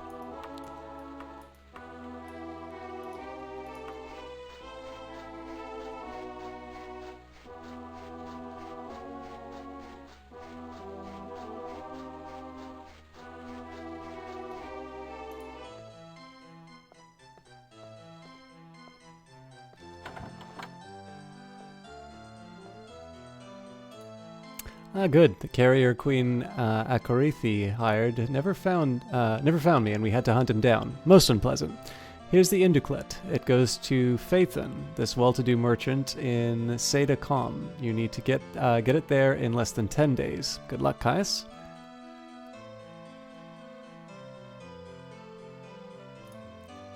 I think it's Seda is the location.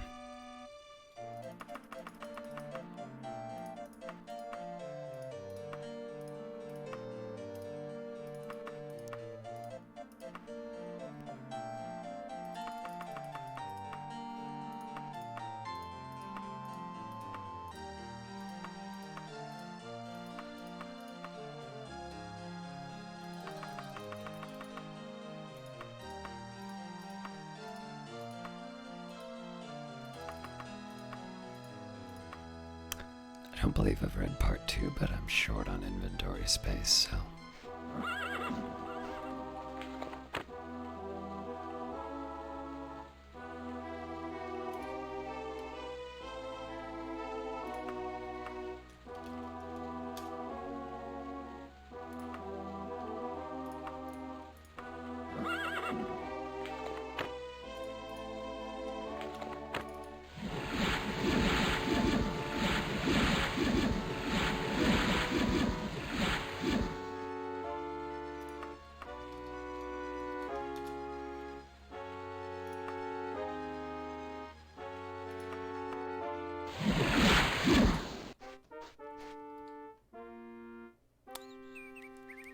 That has to include my letter of credit.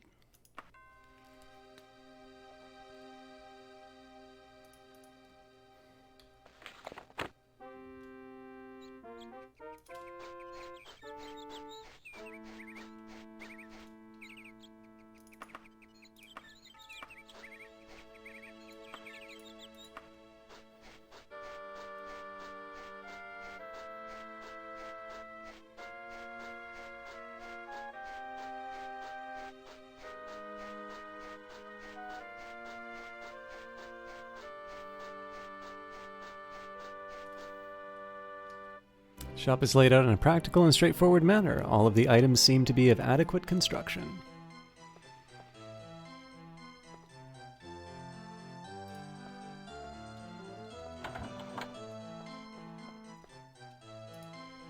Ah, good to see you, Caius. And the Induclet, too. Excellent. And here is the 714 reward for your effort, and I might add, for your discretion. Your name will not be forgotten.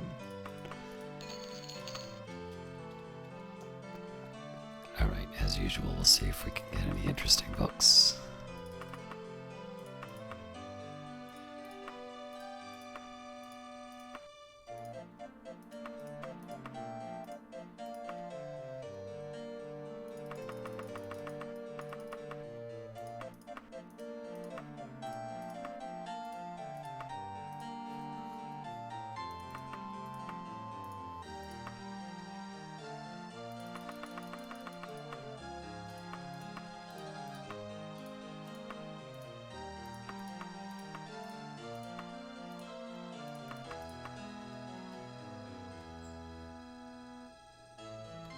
Actually, I think I need King Edward the Fourth.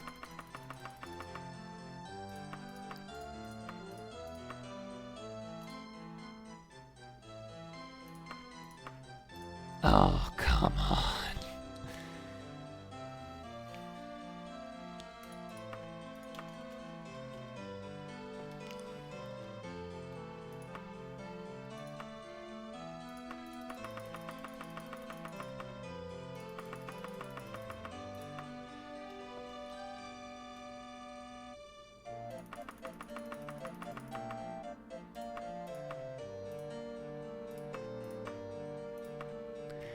You have bargained me long and hard, Caius. Let us be done. I would normally charge more, but for you I only ask 369 gold. Truly it is but a pittance. Alright, let's see if we can get some of this stuff read and off of my list.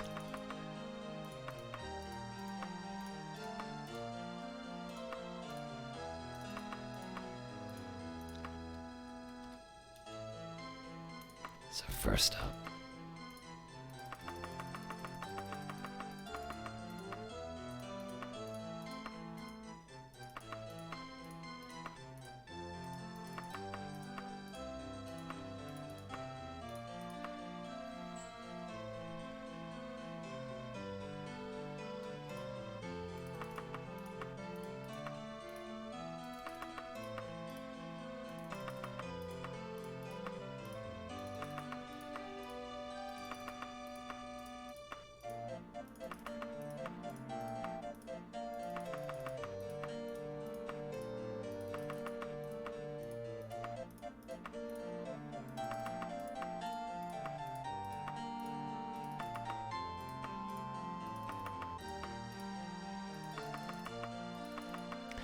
okay, curiously, apparently I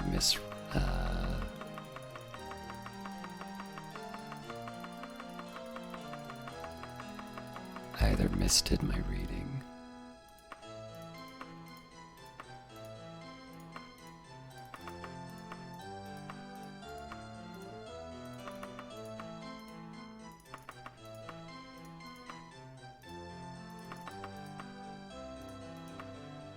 I will actually need that version of King Edward, but apparently I've still not read number 3.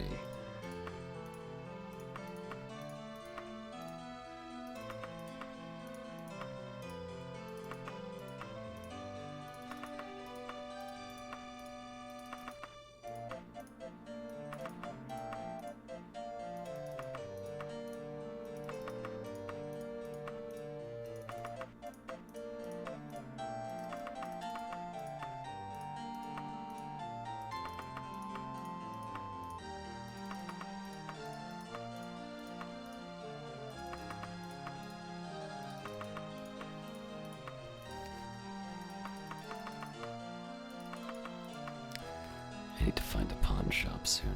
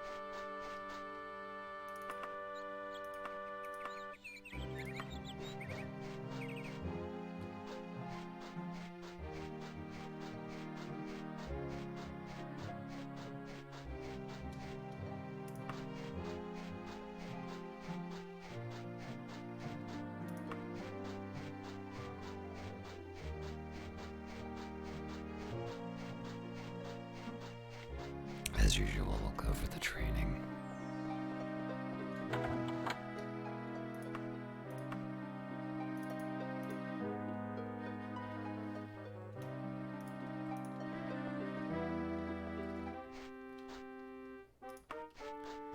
Now let's see if we can find that bookstore.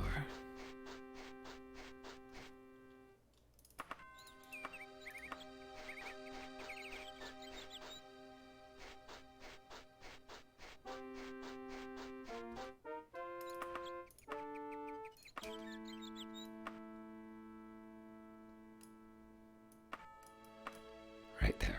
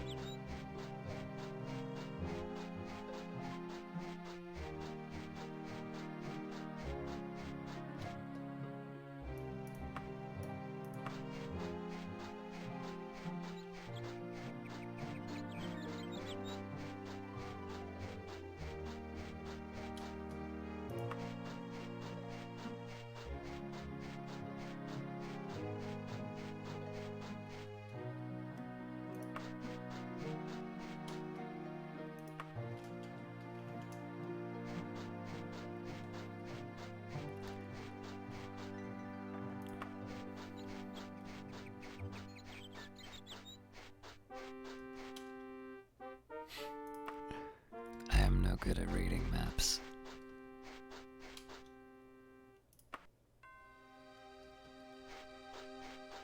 There we go.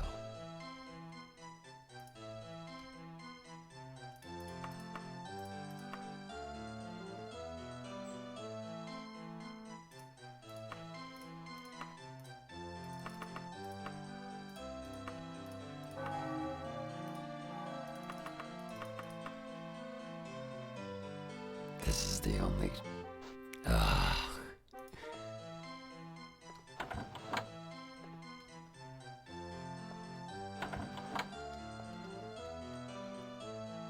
Not a very scholarly people, are they?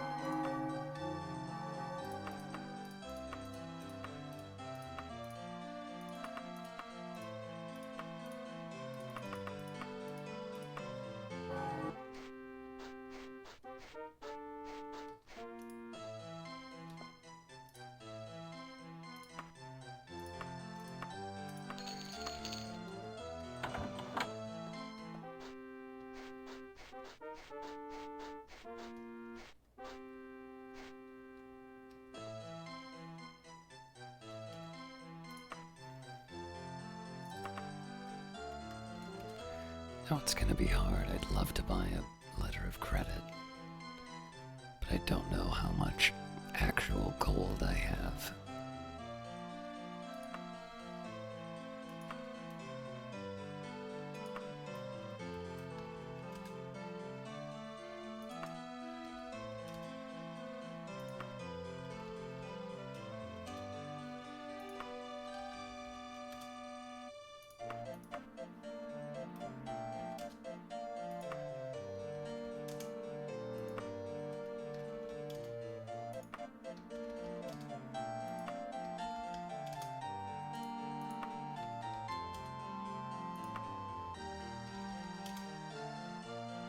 All right, fair enough.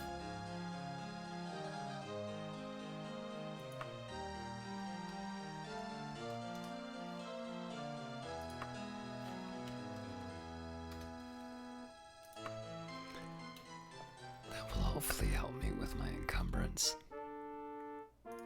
Does it ever?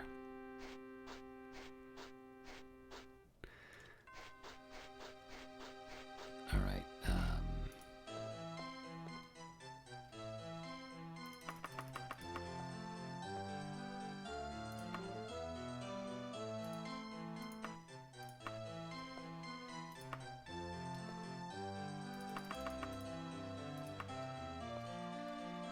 Oh yeah, I should probably,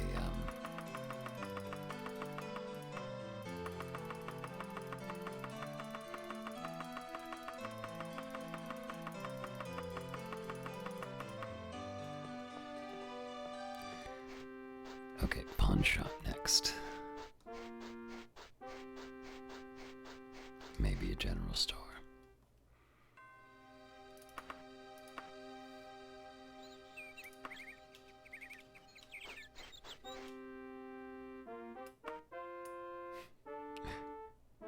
I hope I've already gotten my sword from there, but let's just take a look at the adventurer's weaponry.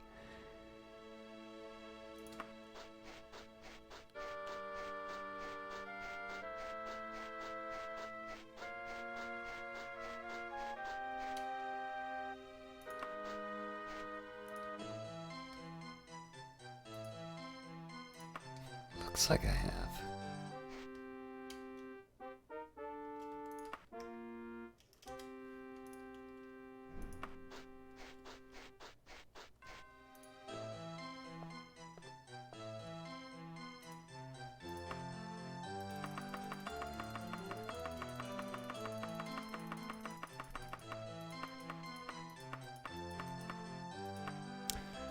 I can give you the price I offer to my closest friends and family. The market value of that is much less, but I think I can give you 4,429 gold. Let's see if there's any books worth buying.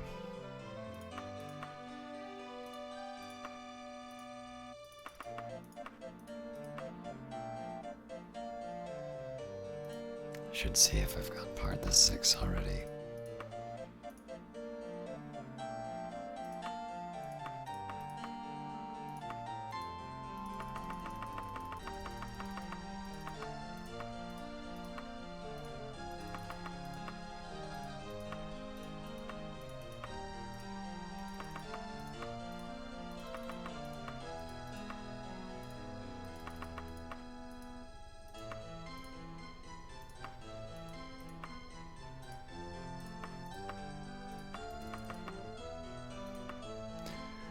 Prenyk's general pawn shop prides itself on having the lowest prices in Sentinel. Though you have bargained with me until the sun is low in the sky, I can sell it for no less than 347 gold pieces.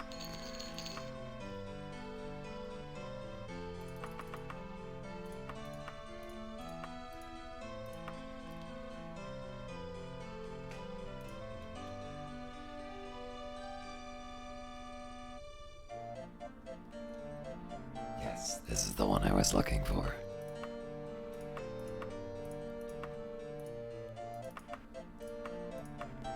You've bargained me long and hard, Caius, and let us be done. I would normally charge more, but for you I only ask 347 gold. Truly, it is but a pittance. I'll double check that I've got this right. Oh.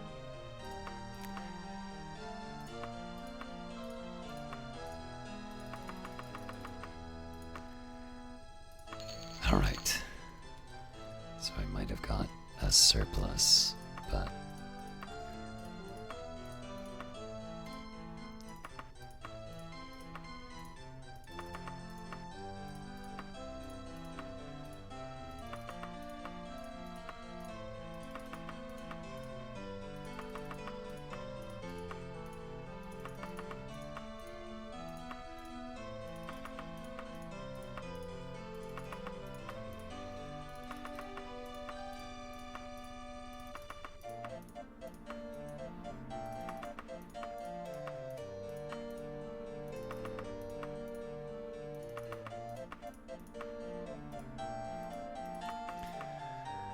alright, now, if memory serves, Fool's Ebony is a really upsetting one for me to read, so I'll get that out of the way first. I'm pretty sure we have read part 2 as well. Fool's Ebony, Part the Tooth. Prologue. The adventurer, a dark elf Rascal Komon, a priest of Akatosh Laban, another priest of Akatosh Epilogue Steet, a priest of Julianos Rayak, another priest of Julianos Shub, a mage Shub, a different mage of the same name, Nephron, a somewhat sleazy merchant, 5 armorers of Ortho Krun, husband of Millie, a lusty Contessa Millie, innkeep and philosopher Guernsey, bovine wench, assorted wenches, and cads of taverns. Part Tooth, bearing mostly on Fool's Ebony and temples. Same place, same inn, a bottle or two later. Enter Prologue, the adventurer and Laban.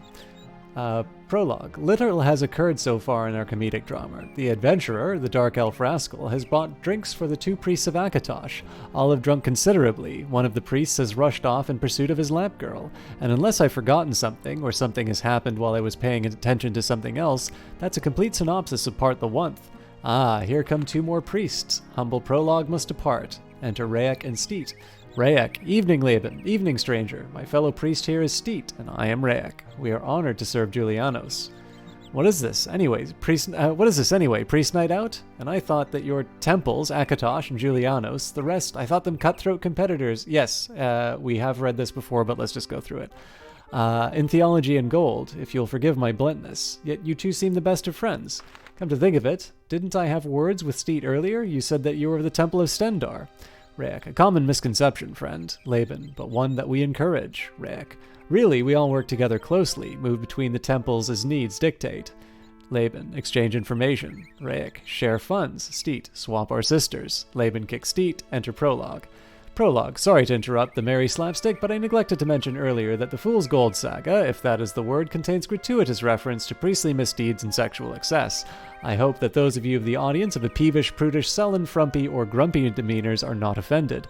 Now then, on with the entertainment. Exit prologue. And all that, Rayek.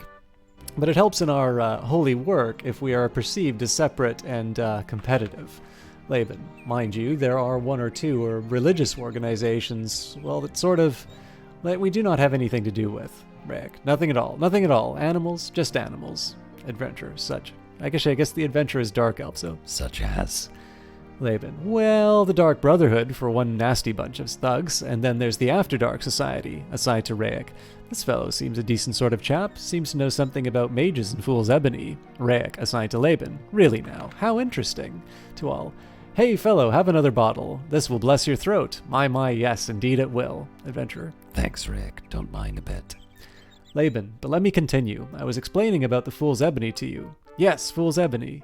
Laban, Fool's Ebony. Now, well, you know about ordinary ebony, how it's rare, and only some dwarven clans dig and sell it, and not too many these days and times. Steet, how's that popular song go? Singing. Where have all the old dwarves gone? Long time ago. Laban throws the innkeep at Steet, Rayek breaks a chair on the innkeep, and Steet. Innkeep loses consciousness. Laban, there's some pile of real ebony up in the Rothgarian somewhere north, I hear tell. You know that dullish black ebony gets workers over by mages, by some skilled armorers, made into all kinds of potent weapons, amulets, belts, what have you. I'll fetch a huge price when you can find any. And how the best was made long ago by those old dwarves. Steet rises to his feet, Laban kicks Steet back down, and the adventurer something his tunic. Laban, oh my apologies, friend sir. See, you have, what's that? An ebony torque? Oh my, and an ebony katana. Oh my. So of course you know all of that, sir. Adventurer. Oh, that's right, you didn't know. Here, have another bottle. Laban, many thanks, kind sir.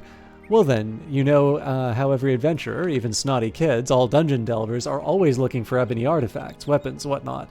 But what you may not know is that some of the more experienced delvers hunt for raw ebony loads, piles, dwarven leavings. That stuff, the raw ebony, is far more valuable. Adventurer. The raw, unshaped material that provides work and power for so few, apparently just loaded with negative magicka. Rayek. Right. Laban. Yes, right so, quite so. Well, Fool's Ebony now looks just about like the real raw stuff. Runs in veins in the deep rocks. Feels the same, smells almost the same. But the big difference, it's not real ebony. No power at all. If you pick some up, it gets your hands a bit dirty. Softer too, by all accounts. But sort of shiny too. But who could tell all that deep in some old mine? Maybe a ghoul breathing down your neck. So it's just grab and run, I guess, down in those nasty holes. So the fools, the kids, the crazy delvers, are always hauling up a sack of Fool's Ebony, and getting laughed at by merchants, dealers, mages, us, and the fool's part. Stuff just gets thrown into the bay. Adventure. Yeah, that's sort of what I heard from some mages, but I heard something else too. Laban. And just what was that, friend? If you want to tell us, of course, sir. Adventure. Oh, of course. I think that we can come to an arrangement. Laban and Rayek together. Certainly. So yeah, those mages, Shub and Shub. They're always called Shub, aren't they? Anyways, these old guys were saying how this Fool's Ebony can burn. Not magically, but like an ordinary piece of wood. But The flame lasts far longer, gives off lots more heat, makes no smoke to speak of, no noise. Very interesting. Mages were saying how the alchemists wanted to eat the retorts and flasks, how the Mages Guild wants it to make and sell fake amulets with a rotten trick that, and especially the armorers, they want it bad for their forges, I guess, and the alchemists for the alembics. Laban, precisely my information. Now, it gets cold up here in the winter, doesn't it? And everyone is cutting down all those trees, making siege engines, boats, and all that evil war machinery. Those rich royals and merchants got to heat their great big piles of homes, so their contesses can run around in next to nothing instead of furs. Steet, just like my sister. Laban bites Steet's arm, Steet shrieks and falls unconscious. Adventurer. All those armorers got to keep their hearths and furnaces running. Laban, all the mages got to keep their familiars warm. Rick, all those royals got to keep their contesses running. Laban, all those peasants got to keep their animals warm. And to Shigarath with a wife and kids, right? Ha! I guess that's sort of hard for you priests to give blessings and cures when all your fingers are cold and stiff. Makes getting corks out a tad hard, to say nothing of opening those little twists of parchment. You speak truly indeed, Laban. A man of wisdom indeed, yes. So where do we find this fool's ebony in quantity? Laban, you put your finger, you have 6, I note. Oh, excuse me, sir, on the crux of the matter. I've heard rumors, just rumors, mind you, that there are huge, enormous veins of the stuff at one place on the surface, far up in the Rothgarians.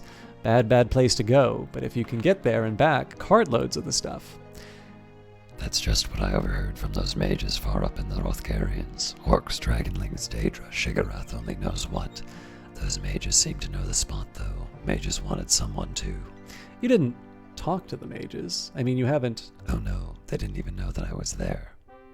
Not yet, anyway. Laban, good. Can't trust those mages, you know. Old fossils would turn their own mothers into sludge toads, just for a bit of gold. Gold mad, power mad, mad, the whole rotten lot of them. But then they don't have mothers. Reg, excellent. Seems to me, friend, or can we call you partner? Yes? Excellent. Seems to me, partner, that my brother priests and you should do some digging and poking around, see if we can get to those veins, those deposits, eh? Yes, indeed, partners, but it would cost a fair pile of gold to get up there. Weapons, spells, women, clothing, carts and horses, women, food, potions. Best go well prepared up there. Laban, no problem, partner. Our temples have certain resources, such that if we were guaranteed sole access, sole knowledge of the location, then we could finance someone with the requisite skills, such as yourself. Just by happenstance, I am keeper of the books. You see the opportunity. Oh yes. Well, let's split a last bottle and shake on the agreement. Indeed, let us. We first need information. Who knows about the site up there? Where it is? How to reach it? Why don't we meet back here in, say, a week to the hour, and let's see what we can learn meanwhile. Raek, we need to find a merchant, too. Someone who can handle it for us. Warehouses, distribution, Laban. And keep a shut mouth. I'll make some inquiries about merchants. Got a contact or two. Trouble is, well, you know how these things go. A few golds here, a few there. Before you know it, you've bribed half the town. So it seems. And as what luck would have it, I don't have much. Got swindled by a wretched mage in some town south of here and lost most of my belongings in a shipwreck. Laban, yes, you need some seed money, as it were. Rick, Laban, lift me old Steet's purse. He made a lot renting out his sister last week. Laban, thank you, Raek. Here, about 100 gold enough? Oh yes, more than enough to start. Gentlemen, good. So we have a deal. Oh, sorry. Someone says, gentlemen, good. So we have a deal? Yes, it's agreed. 1 week. Exit Laban, Rake, driving Steet, exit the adventurer. Enter epilogue. Epilogue. Ah, things are happening now. I doubt it not. Patrons, I request that you recall that this is a work of fiction created by one of the finest writers in the asylum. Frinceps, Archprince of all Somerset. There is no such thing as fool's ebony. Furthermore, ebony is not mined as the priests have described in the process. Grasp that, please. If you can still enjoy this play as a rude work of fiction, stay with us for part the threeth. If you can't, farewell, and don't forget to tempt the wenches. And so endeth part the tooth.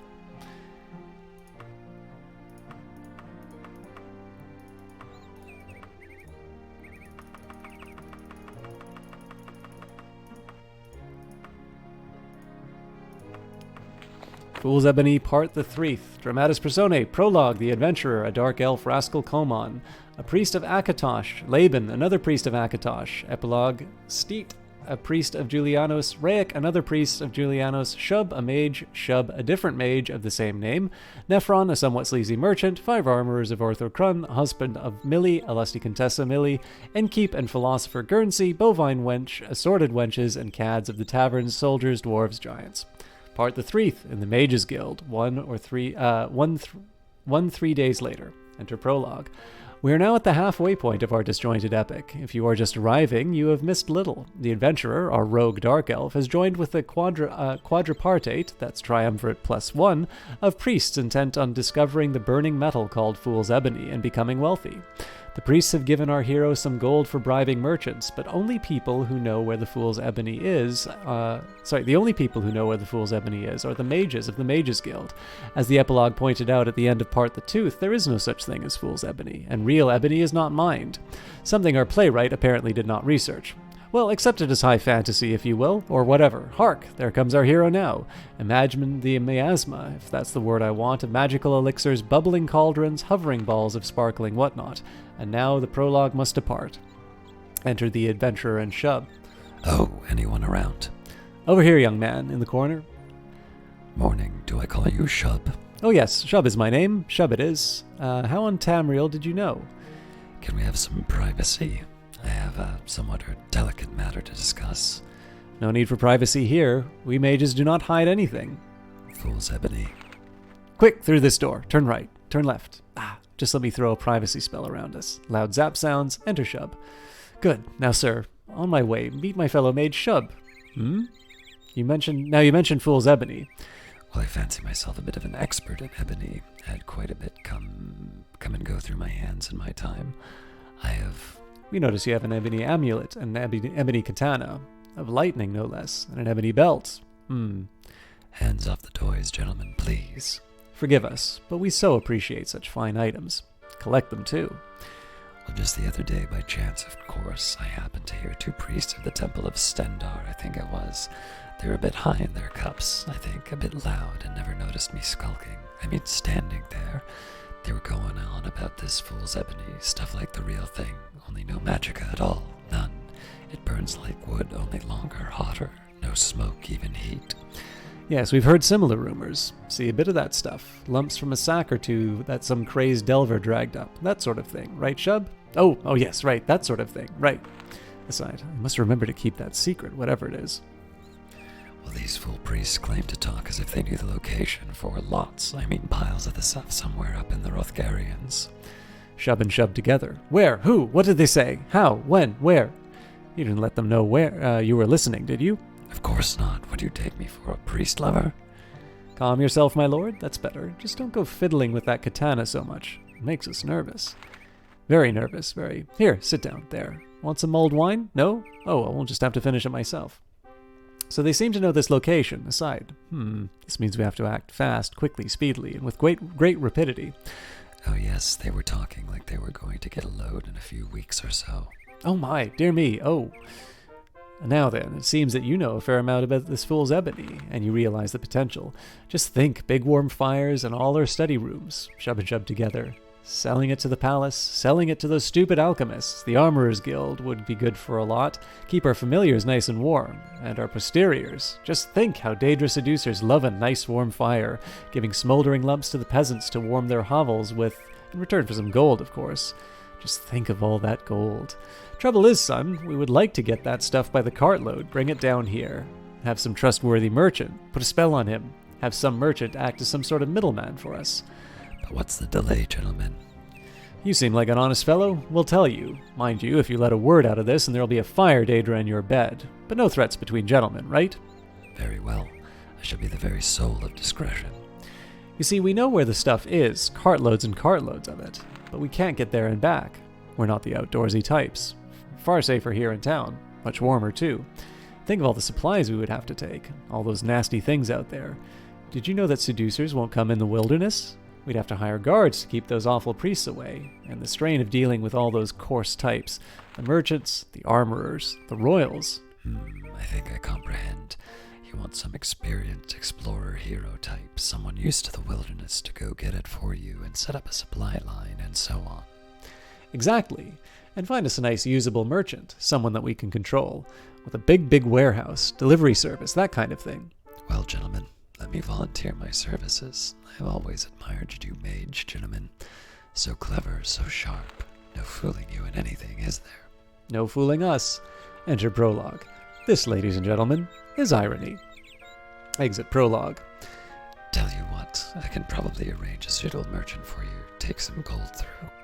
Those thieves know the value of a gold piece. As luck would have it, my last gold was swindled off me by a thieving priest in some little town south of here, and I lost a lot of good stuff in a shipwreck just before that. Well, since you've agreed to help us, we can spare you some gold for the treasury, can't we, Shrub? Oh yes, I guess. Lots there, always. Make something. Now, I do need to know roughly where this site is, and got to pick the right breed of horse, calculate my supplies to the last drop, figure out what weapons I might need, supplies like food, little things like that, diameter of the cartwheels and square yurts, ambush points for the priests in case they try to get up there. Tell you what, here's 500 gold. Go get things started. Yes, we can always make some more. Side to Shrub. Shut up. Shub fires a spell at Shub that burns him to a cinder and then reconstitutes him. To all. Excuse us, where was I? Oh, get a merchant, guards, cart, whatever you think you will take. Come back if you need more. But what about those priests? I have an idea or two there. Let me get friendly with them. Maybe hire a couple of good lamppost girls. Lay in a few cases of holy wine. I'll have them eating out of my hand in time, and I'll show. If you can show me where this fool's Ebony is, why I can misdirect them. Send this straight into a troll's den or something. You're the expert. Here, let me show you a map. I don't need to mention fire dangers, do I? So it seems to me. Only 30 days there this time of year. Maybe 40 back with loads. Let me study this a bit more. Can't take it with you, of course. Don't want this getting out now. Oh no, that's fine. Let me have a bit more gold. Going to need some heavy-duty carts. See this section cut off by all these washes. The flummox here will be something terrible. Oh, and these ruins full of ghosts, I bet. This past full of willies, too. If you say so. It seems that we picked the right man for this, Shub. Oh, yes, indeed. So, why don't I make the arrangements? Get you back in, say, a week. Say, are you sure you don't want to come with me? After all, there's nothing like the wilderness life. Waking up with the sun shaking off the frost, catching orc for breakfast. Ever have orc guards fried over stinkwood? Oh, that's a treat. Checking the stream for giant dead spiders or live ones. Imp jerky for lunch. Scanning the ridges for dragonlings. Standing guard against Ice Daedra in a blinding snowstorm. Oh, what a life. Shub and Shub together. No, we better stay here at the guild. Got our duties after all. Someone got to mind the store. Someone's got to get the word out to the selected customers. No thank you, kind sir. It does sound like such a lovely life, but I think we'd be best here. Yes, indeed. A pity, gentlemen. Well, I'll be about it then. And don't worry if you see me with those priests. Gotta mislead and misdirect them, haven't I? 1 week then. Exeunt Shub the Adventurer and Shub. Enter Epilogue. Epilogue. Shub and Shub, ladies and gentlemen. Something mages, but something more than than this act suggests. Do you think so, maybe? Well, if you're not in the theater for part the fourth, you won't know for certain, will you? Don't forget to tempt your wenches, and think on that while we change the set. So endeth part the 3.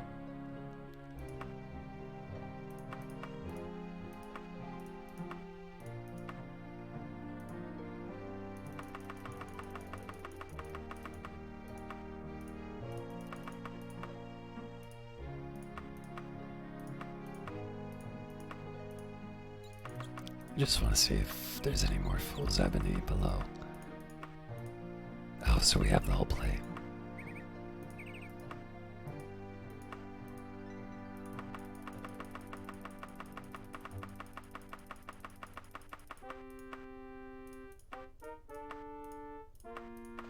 Fool's Ebony, part the 4th. Part the 4th, mercantile dealings. The armorers involve themselves after some general discussion and verbal dancing around. Finally, the topic of Fool's Ebony is explored. Somewhere near the market, in the back of the store called Nephron's General Mercantile. The day after. Enter prologue, the adventurer and Nephron. Whilst the actors playing the adventurer and the merchant Nephron dramatically move their mouths to pantomime a conversation, It is on poor Prologue's shoulders to update the audience on the play's actions in the first 3 acts. The adventurer, a rogue of a dark elf, has been hired by 2 different groups, 4 inebriated priests and 2 greedy mages, to delay the other group and find the lost cache of Fool's Ebony in the Rothgarian Mountains. Now picture this clownishly decorated set as the backroom of a prosperous merchant's shop, and before the adventurer and Nephron develop lockjaw, Prologue will leave you thus. So you see, friend Nephron, just what an opportunity we have here. We have this new commodity for which you agree there will be a huge demand. Especially from the royals, once one of them has something new they all wanted, of course. And do not forget the armorers for their forges and alchemists for their retorts and whatnot. You seem to have the mages lined up nicely, got their location, memorized the across map, and so on. You know, we merchants have a suspicion for quite some time that those old twits had some deep dark secret of interest to us. Now the priests, the school of Julianos, we already work well with, hand in glove you might say, but of course we shall cut them out of the major profits, maybe let them distribute some to their flocks. And their temples make good, how can I say, storehouses? But the Akatosh chantry is a problem, always running off and doing things on their own initiative. No cooperation, just crazy people. We need to do something about them, to ensure their cooperation. I have a suggestion that might help. You recall how old Komon left and apparently dragged off some little blonde lamppost girl. Just supposed that just by chance, in his state of befuddlement, he dragged off someone important by mistake. Might be a lot of trouble for the chantry if word got out. Indeed. There's a silly blonde royal who's all excited by the real life down in these parts of town. Disguises herself, or so she thinks. Comes down here and plays at being poor. Stupid little twit. Komon is still hiding with his blonde, right? Yes, in that retreat the priests have down near the waterfront. Oh yes, I know that place. Often sell them some spiritual powders and so on. Good. You see, just imagine what would happen if Komon, by mistake, had grabbed this slumming little Contessa.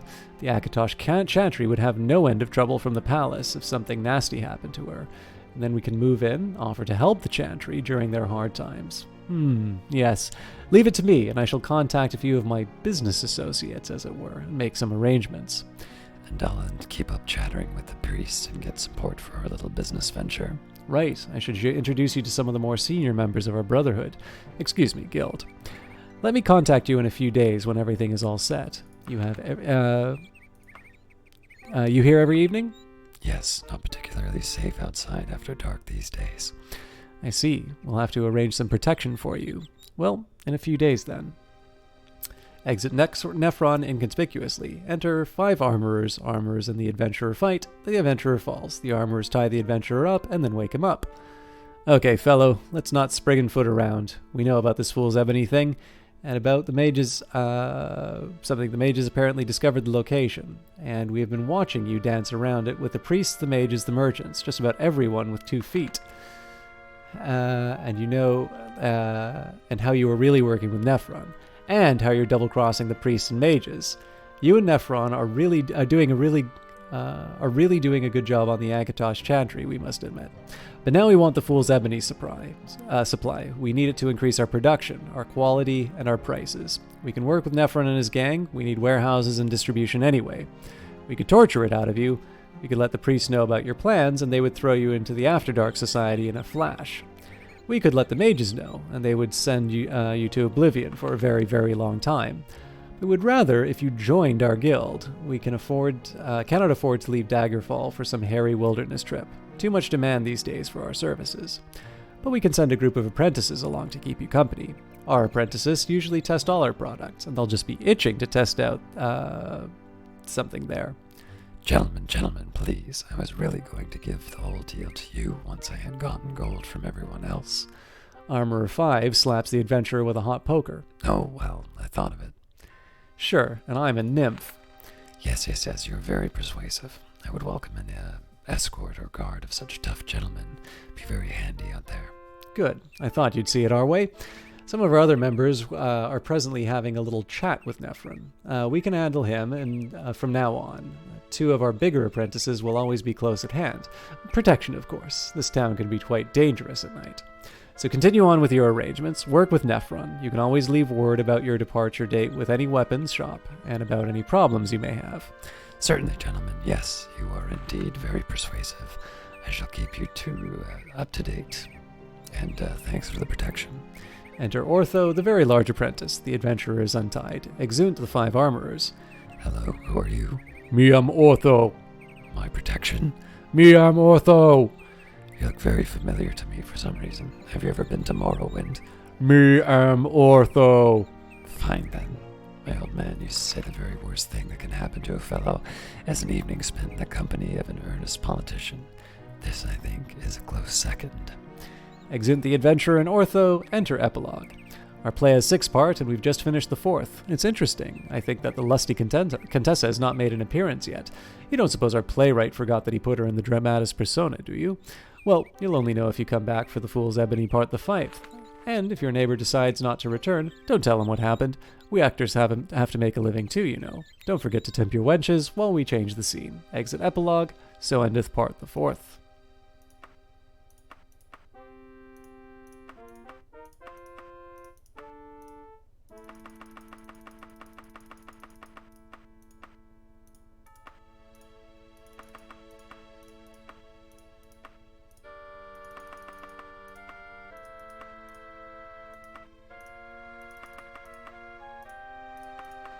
Fool's Ebony, Part the 5th. Part the 5th, back with the priest's final plans and a killing or two, is reported.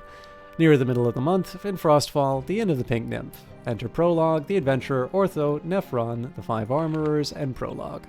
Prologue. Our roguish dark elf, the Adventurer, has plummeted before our stunned eyes from the king of the spiderweb of intrigue to a pathetic crawling lump of Argonian excrement. In the quest for Fool's Ebony, that substance that all would kill for, the Adventurer attempted to play mage against the priest with the help of the merchant Nephron. Alas, that is to say, alack-a-day, the 5 Armorers have trapped Nephron and the Adventurer and taken over their scheme. The hulking Ortho now watches the Adventurer's every move. But I get the feeling, to be honest, don't you, that beneath the Adventurer's defeated quivering jelly lurks a jungle cat of such cunning and resource to shatter all his enemies when the time is right. Of course I could be wrong. I see one of the priests of Akatosh who believes himself a friend of the Adventurer. I, Prologue, must away. Exit Prologue, enter Laban, a priest of Akatosh. Evening there. Mind if I join you? Well, since you already have. No. Where's our esteemed brother? Come on this chill evening. You mean you haven't heard? Oh, I guess you've been busy with the preparations? Right, very busy.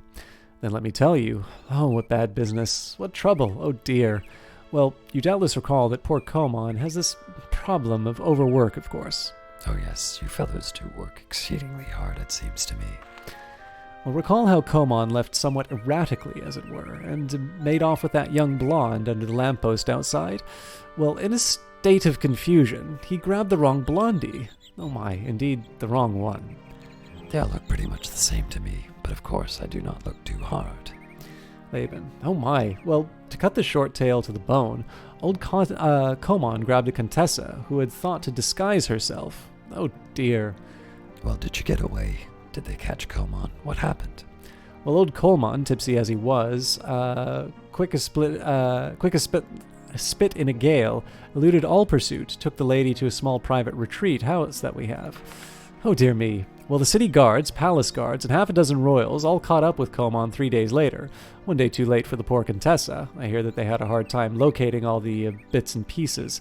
Komon was there, passed out cold, and another body, some common blonde lamppost girl. And by now, he is cold permanently, most likely at the bottom of the bay. Oh well, serves the Contessa right coming down to this area, but I suppose that there are repercussions. Enter 2 more priests, Raic and Steet of Julianos, and 4 armed city guards. Evening, Laban. Evening, adventurer. And me am Ortho. Raic. Yes, charmed.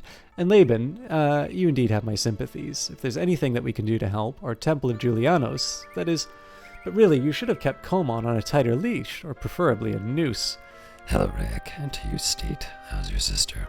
Oh, she's great. Raic set Steet on fire, but it goes out. Laban. Yes, I know. Oh, the repercussions. Do you know what the priests of Akatosh to Daggerfall Castle, Wayra's Palace, and just about everywhere else have all been thrown out? That the royal tax exemption for the chantry has just been revoked. That the Akatosh chantry has just received past due taxes bill. Oh my. Well, I suppose that we could help somewhat, maybe. Maybe a small loan from Julianos for the tax bill, say with the temple as security. Or they're not taxes based on the number of priests of Akatosh, so maybe the School of Julianos could take over a significant number, reduce your tax bill. You realize that this is not the best time for this, just as we need to get a lot of funds for that expedition I'm arranging for you. Laban, oh, I am so sorry about Komon. But yes, maybe if good brother Rayek, I could, I hate to say it, take over the greater share of the financial burden, in return, of course, for considerations. Looks like a number of permanently loaned priests, a long good look at your books and a cellar, your name lists, a temple as security on our loan, and of course a bigger cut in the proceeds of this expedition. Names of your suppliers? Oh, I foresaw something like this. Talked a bit about it with old Muckety-Muck, livid he was. But as I am senior brother, he finally authorized me to take care of it. Those weren't his exact words, mind you, which are quite a bit longer, more explicit, but the gist, at least. Of course, Laban. If, and note I say if, we are successful, then you can easily get back into the good graces of the palace. Merely sell them the goods at a good low rate, with the first refusal on any shipment you have. What's one contessa to them anyway? Yes, that could work. Worth a try, but how? Royals will not talk to anyone from the Akatosh Chantry now.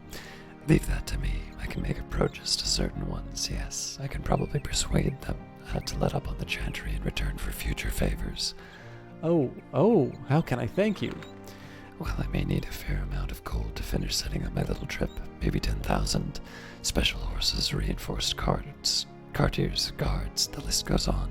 And the cost of keeping our little trip quiet is really quite high. Well, yes, we can afford it, I guess. You do have a map now, don't you? I know we can afford 8,000 gold, given the potential profits. Rest easy, it's all here in my cloak. I'll show you in a bit. I've also managed to hire some good hefty fellows, like old Ortho here, to manage the carts, dig, load, and act as guards, and so on. Good. I can relax a bit. Oh my, the fellows back at the Chantry will be so relieved. We really owe you, the Brotherhood does. I mean the Akatosh Chantry, of course. Brotherhood? What about our sisterhood, eh? Rayek grapples Steet, allowing Laban to hit Steet with a large mallet. Well, Rayek, what about for you in the school? How much are you good for? The extra 2,000, and maybe some more. Always lots of last-minute expenses on a trip like this, you know. Rayek, well now, we seem to be getting a whole extra sect of priests and other considerations. Certainly. Well, gentlemen, and Steet, here it is. The adventurer pulls out a map and gives it to Rayek. By the arms of Xenothon, did I ever work hard? I think this is still... Yeah, this is still the adventurer. Oh, by the arms of Xenothar, did I ever have to work hard for those cagey mages, but in the end, just greedy old fools. Oh, just in case you and your head priest hasn't seen the goods, here's a sample. Play with it. The adventurer hands Rayek a small leather bag. Thank you. I must admit, I had some, doubts, dealing with a stranger and so on. No more. Partner? Good. Steet hiccoughs. Say, you fellas ever hear the one, what's a priest keep under the robe? His sisters! The adventurer Laban and Rayek beat Steet into unconsciousness. Rayek, I fear that we really have something about young Steet. Have to do something about young Steet here. His sister thing. Ugh. Yes, he could be another Komon, just what we don't need. Laban, the sister of his, does she exist? Oh yes, we know her well. I mean, we've often seen her. Laban, I think, brother, that she should be made to see the error of her ways, so she is no longer an influence on Steet. Rayek, most certainly. Laban, a somewhat, a diaboletical theological point. Oh, please excuse the technical discussion here, Rayek. If we are to make her see her errors, well, how shall I put it? We first have to just what the ways are, correct? Rayek, indeed, an astute observation. Are you suggesting that, in a nut, we should first determine her ways so as to be able to show her the errors? Precisely. Mind you, a difficult, arduous, tiring project, I fear. One that will take all of our will and energy. Rayek. True. Challenge, eh? Take all our time. But then we shall have some time while our friend the adventurer is off here hauling and carting. Labor. And I personally would feel safer if we were in a retreat, maybe, studying the ways. Yeah, that would be a good idea for you two, to maybe disappear for a while, of course. Cut down on the chances of a rival faction catching on. Or catching you. Rayek. Very well, Laban. Why don't you and I take a sister off with us on a theological retreat, as it were, studying the ways and details and so on. Laban. We go to that unused little temple up on the shoulder of Edward's Mountain. Out of the way. Quiet. Rick. Door has locks. Laban. Thick walls. Rick. A big cellar. Laban. Good. It's settled then. A theological retreat. Oh, goody. Rick. Of course, once we know the ways in detail, we can, of course, tell old High Muckety Muck and let him take care of the showing of the errors. Yes, that would improve the mood quite a bit. Laban. Then it's agreed. Let's start. Say, day after tomorrow? Rick. Yes. Adventurer, why don't I meet you at that horrid, ugly statue of what? On Tamriel, is it? A harpy and a gargoyle? Called something silly like Vendigo and her lover or some such, up in the northwest corner of town. Oh, and can I keep the map? Sure, keep it. I have a copy, and you'll pass me a small bag there at the nasty statue. Have it at the ready for you and say 10 o'clock sharp? Oh, and Labor, another thought about young Steed here. He really needs some seasoning in the field, one might say. Laban. Good point. I know the priest who handles his field assignments is coming by tomorrow. We could arrange an educational assignment for Steed. Very good. But winter's coming now. There's a vacancy up in Solitude, far north Skyrim. I believe night collections at street corners or some such. Very good. Come on, Laban. We have accounts to work on. Good night to you then, adventurer. 10 tomorrow morning. Laban, Rayek, raise to leave picking up Steed. Laban and Rayek together have to arrange some supplies. Leather, rope, holy wine, lots of pink powder. Prefer the green myself. Exit Laban, Rayek dragging Steed and the city guard. Nephron. Well? Adventurer. Excellent. Went just as I said it would. Got 5,000 gold from them. And thanks to your work with that Contessa, we have the screws on the chantry, and the school of Julianos is going to be otherwise engaged on a theological retreat. More like a sanguine retreat. Nephron. And those mages Shub and Shub seem to have disappeared? Adventurers. So we are set? Nephron. Yes, and you can come by my warehouse tomorrow afternoon and have heavy carts waiting. And Ortho? Oh yes, and you must not forget your fellows. How kind of you to volunteer your services. Tomorrow, then. Exit Omnes. Last person to leave looks just like a royal in disguise. Enter Epilogue. Epilogue. Well, we have only one part left to this play, and I've run out of counting the number of loose strings. Either part the 6 is going to be 8 hours long, or we're going to leave some parts unsolved. I, for one, hope that they don't choose to drop the character of the wanton Contessa. For Joffrey's sake, she's been on the dramatis personae since part the 1th. And well, nobody leave your seat. Your gold will not be refunded. Any gold that you can spare to tip your friendly wenches will be greatly appreciated. We just have a quick costume change, and we'll be put together, and a set to put together, and we'll be back. In the meanwhile, enjoy our bard's rendition of the Nordic classic, Alas, the Fleeting Years Glide By. So endeth part the 5.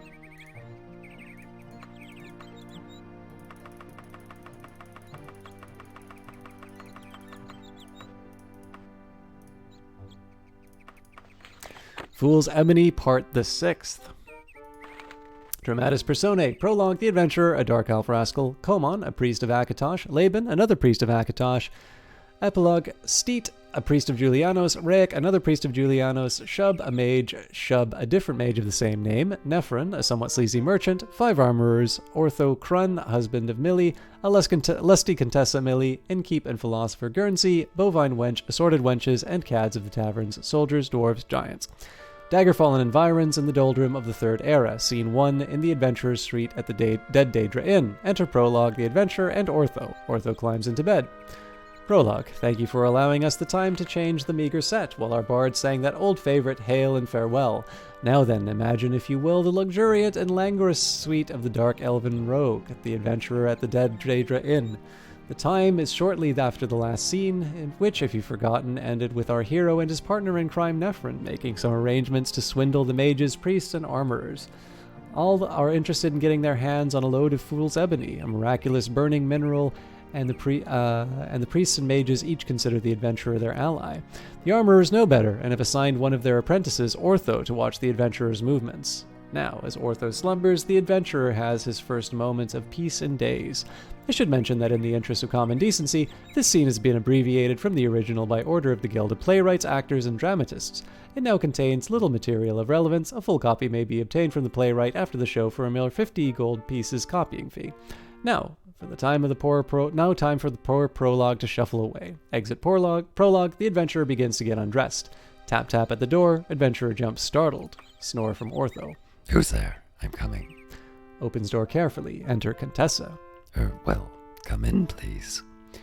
The adventurer steps back, tripping over his trousers around his ankles. Contessa. So sorry to surprise you, but I thought that we might find something in common. Oh, you poor man, you have a wound. Here, let me fix that bandage. It looks very fresh. Fixing bandage properly this time. Well, I just opened it up again. Evening exercise, calisthenics, and so on. Contessa, so how did you get this cut, if you don't mind me asking? Oh, not at all. I was in a fight earlier. 3 crazy people jumped me. Really? This cloth looks like part of a mage's robe. Well, yes, 2 of them were mages. Oh my, you must have been really good to defeat them. No, well, I've been in 1 or 2 fights. Not to be rude, but who are you? Oh, I'm so sorry. I quite forgot the proper introductions. I am Contessa Avit Videspread. Call me Ave, from the court of Daggerfall. By oblivion, what now? Here, help me off with this robe. These inn rooms are always so hot. And let me check that bandage again. Poor man. Oh, are you wearing an ebony belt of stamina and bracers of strength? Oh, a bracelet of endurance. This is my lucky night. Help. Here, let me help you off with that old shirt. Got to check you for any more cuts. They can get so bad so easily, you know. Well, it's not the armorers this time. Maybe my luck has turned. Well, everything seems all right.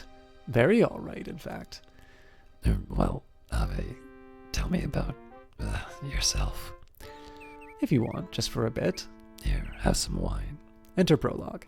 Prologue. Here, a worthy playwright's speech has been heavily edited by the Guild of Playwrights, Actors, and Dramatists. I will endeavor to fill in those removed passages. I should first mention that the Contessa is not meant to be a relative of any noble currently in Castle Daggerfall. The Contessa Avit regales the adventurer with tales of the peculiar and hardy members of her royal family. She has many brothers and sisters that are all very close. Contessa. I think I must have been a bastard. I was the only one with red hair and an affinity for magicka. Everyone else tried to hide this skill of mine. I remember one spanking very well.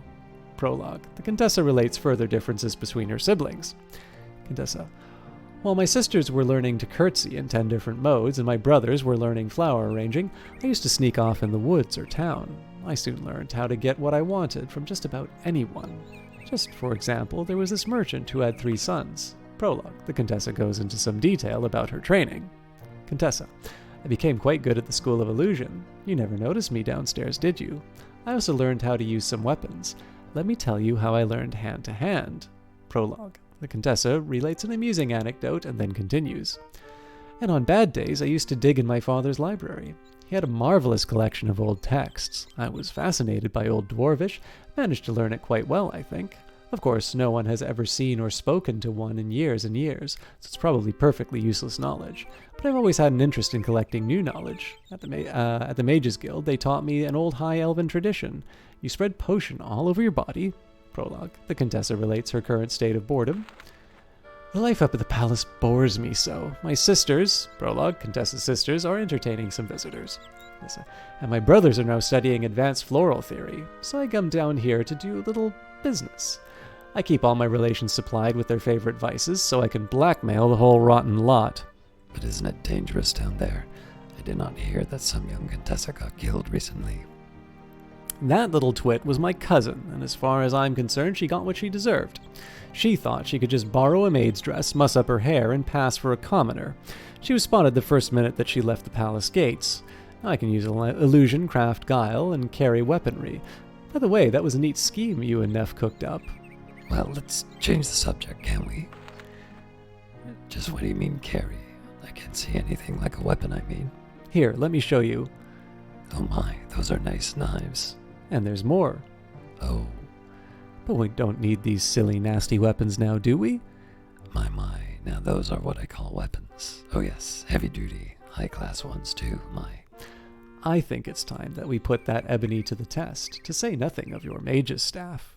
Prologue. At this point, extensive material has been removed. However, please remember that any scholar who truly wishes to peruse this material can obtain a copy for only 50 gold pieces. Hand-drawn illustrations are, of course, extra.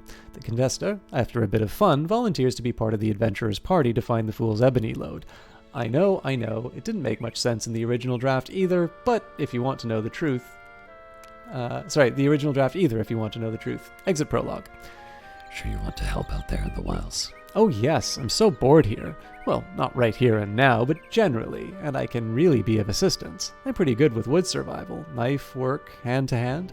Like if it gets cold out there at night, even for a big ebony-wearing man like you. All right then. Do you know where and why we are going? Oh yes, of course, it's all over Daggerfall. Everyone is watching and waiting to see what happens. There's even a lottery or two running. On what? On your life. Oh dear, oh my.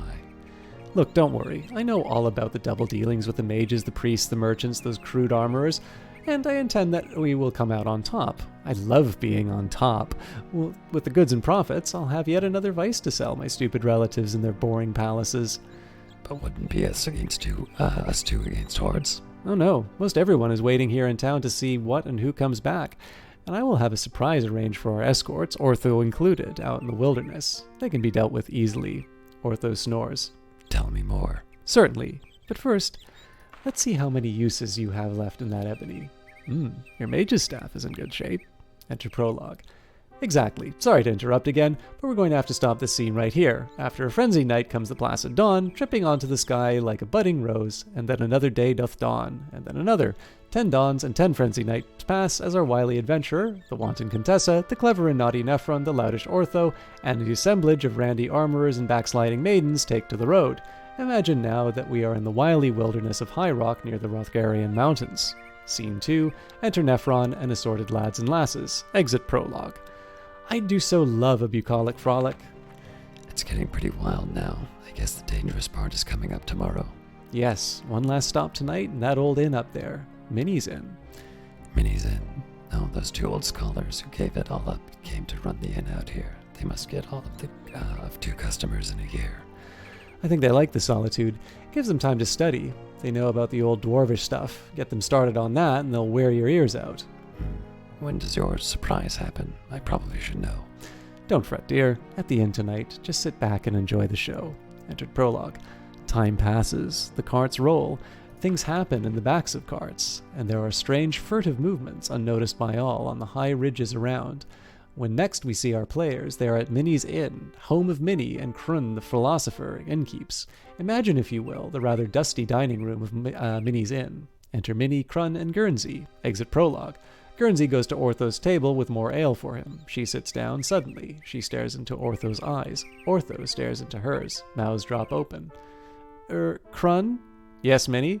I was thinking. Yes, you were thinking, Minnie. Thinking. Yes, so was I. Can't remember now. Yes, Minnie. Minnie. Yes. Shut up. Guernsey and Ortho, together. Moo. Moo. Moo. See, adventurer? Ortho's fixed. Is he? You just watch. What about the other armorers? Any minute now.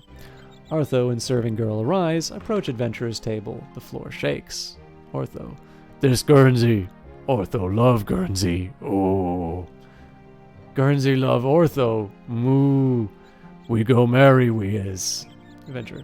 Well, congratulations, and that was a fine long speech, Ortho. We go raise piggies. Grow animals too. Farmers be we. Exit Ortho and Guernsey. Extraordinary, Ave. I think that you must have been up here before. Oh yes, I often come up here to get away from the palace and talk dwarves with Minnie and Krun. You mean these 2 ancient scholar innkeeps can actually talk about dwarves? All but adventurer, Contessa, Minnie, and Krun fall asleep in their meat pies. Oh yes, you must just be very patient. But look over at our other escorts. By the lady. Minnie was an alchemist before she met Krun, and knows a lot about forgotten dwarvish potions. What do we do with the bodies? Wait. Enter Major. Adventurer, meet Major Bloodknock, head of my own private little bodyguard. He's been with me since I was a mere girl. Served me very well, haven't you, Major? We give our all, my lady. Pleased to meet you, Major. How are my other men? Other men? Enter other men in Khajiit suits. All present and accounted for, my lady. Had to spot a bother with what looked like a party of merchants following you, but they are out of the picture now, down a ravine. Only one thing. Yes? Me and my men, we've been noticing sort of furtive movements up on the cliffs, on ridges, always just out of the corners of our eyes, and we keep getting this feeling of being watched. Now, me and my men, we're the best, but there's something out there. Don't like it, not one bit. Oh dear, and just when it was getting to be fun. It's not anything human, not mages, armorers, priests, and it's not the usual werewolves, harpies, orcs, daedra, nothing like that at all. Dwarves! Where? Oh, Minnie, you mean up there. Here. Dwarves, up there. How exciting. There, Crun, calm down. Just dwarves. I knew that one day they would wake up, come back, but I didn't go anywhere. The dwarves, Crun. Oh, back. So excited. Dwarves. Ooh. Well, Major, is it possible? Anything's possible, especially up here. Dwarves? I don't know. Me and my men will get rid of this lot. There's a good deep mine shaft out back. Exit all but the adventurer and the Contessa. Dwarves have is that trouble? I mean, they all sort of own the Ebony down here, don't they? Maybe. I guess we'll just have to push on and see who develops. I can try to talk to them, maybe? Oh, an adventurer, you'll have to drive the first cart. I'll take old Nephron's. We'll leave the other here. Spares for later. What, no more bucolic frolics. Sorry, but we've got to get this to the site and out before the weather goes bad. Can't your major and his men handle the carts? Oh no, they'll cover us from all sides and something make. Oh well, all good things end, I guess. Not quite. If you have any charges left in your bracelets of endurance, we can go upstairs and see what develops. Enter prologue. Well, I guess we all saw that coming. Scene 3 takes place sometime later at the site. Flanked by the Major's men, the adventurer and the wanton Contessa successfully follow the map to the dear departed mages.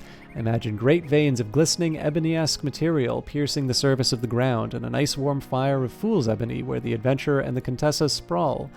To the west are the signs that the weather is turning and the first major snowstorm of the year is coming. For some time they have been mining, and the adventurer is beginning to feel the strain of actual labor. Exit prologue. Scene 3. I've got blisters on my hands from shoveling that black rot, blisters on my rear from that cart bench, and we're running out of ale. My bracelet is running down and my fingers are getting frostbite. What, your bracelet is running down? Oh, now that is serious. Enter Major running. Dwarves, milady! Dwarves! Dozens of little buggers caught my men. I'm sorry, milady. The Contessa jumps to her feet. Major, get out of here now. If you get away, you can maybe help us later. I'll try to talk to them. Exit Major, enter Dwarves. Hijis Ju Clips Zzz together. Jipu Klaglu Glashnu Bilbu Franzu Zandu. Jink Blapo. Glabu Wiziko Epa Gluki Gluki Gluki. Ave, what's going on? Relax. I think I've impressed them by talking their language. I don't understand everything, but it seems that they've only just woken up or something, and that they will not let us take any of this fool's ebony. It's somehow related to the real stuff or something, and it really belongs to the Lords of Oblivion. The dwarves just care or something. Very interesting. Now what about us?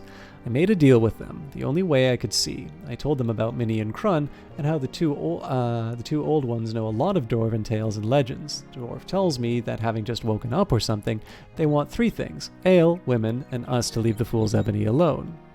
Flog my log. Well, I told them about all the ale down at Minnie's Inn, and about the 2 redheads there, and they're going there leaving right now. We may take 1 empty cart, 2 horses, and they will keep us guarded all the way there. They also said that they will, I don't know, destroy all the fool's ebony here? I shouldn't be on the surface like this. It shouldn't be on the surface like this, they say. Sighed. Dwarvish is a remarkably compact language. By the great heroic buttocks of Shegarath, all these blisters and black backache for nothing. Oh, well, at least we're still alive. For now. Exeunt. Enter prologue. Farnu lickety kanu gladfu. Oh, I'm terribly sorry. As scene 4 begins, we are back at Minnie's Inn, where the dwarves appear to be on holiday. Enter the adventurer, the wanton Contessa, Minnie, Crun, and the dwarves. Exit prologue. Scene 4. Ga zix snipu? Glurky. Jotka potka lizo ini jupi hopi kime amat ik kamen meme. Ave, any ideas? I can't seem to work my magical items, and when the ale runs out... Your ebony material is useless against them. Dwarves fashion the ebony, so I guess they can suppress it or something. Don't worry, just think, these dwarves have been asleep or something for hundreds of years, and Minnie has a huge stock of ale. Not many customers come this way, so she understands how to salt the ale just right to keep it from spoiling for decades. No, that's why my tongue always looks like a chunk of leather after a pint or 2. Contessa, dwarves apparently love ale. I expect them all to pass out in an hour or so. dwarves fall into comas. If not sooner. Come on, adventurer, grab a sack and start collecting. When the dwarves wake up, they'll finish the ale, and then us. Wanton Contessa and the adventurer pillage the dwarves. South as fast as our horses will take us in this weather. If we make enough distance before they wake up, we'll be all right. I don't think that they'll leave their precious mountains. I hope not. Enter prologue. The wailing wintry wind whirls wickedly, wafts whipping, wading waist high. Oh, never mind. The adventurer and the Contessa get lost in the snowstorm. Several days later, we find them desperate for warmth and exhausted. Exit prologue. The horses have habit. They just can't go another step, and it's going to snow again. No ale left, just one loaf. It will have to do. Suddenly, a party of giants leaps on our hero and heroine. After some quick work with the bracers of Firestorm, really dead giants lie around in heaps. Anything left, Ave? No more fire anything, just my daggers. Same here, just a common short sword. Curse Shagarath for those dwarves. Those oafs chewed up our horses. Do you think the Major made it out? If anyone can, it's him. I guess we'll find in town. Interesting, though, it just occurred to me. Don't giants hunt in several groups? Is that more I hear? Sound of grumbling and gargling off stage. Yes, there are more giants out there. Quick, Ave, help me out with this one. The adventurer starts to disembowel a giant's body.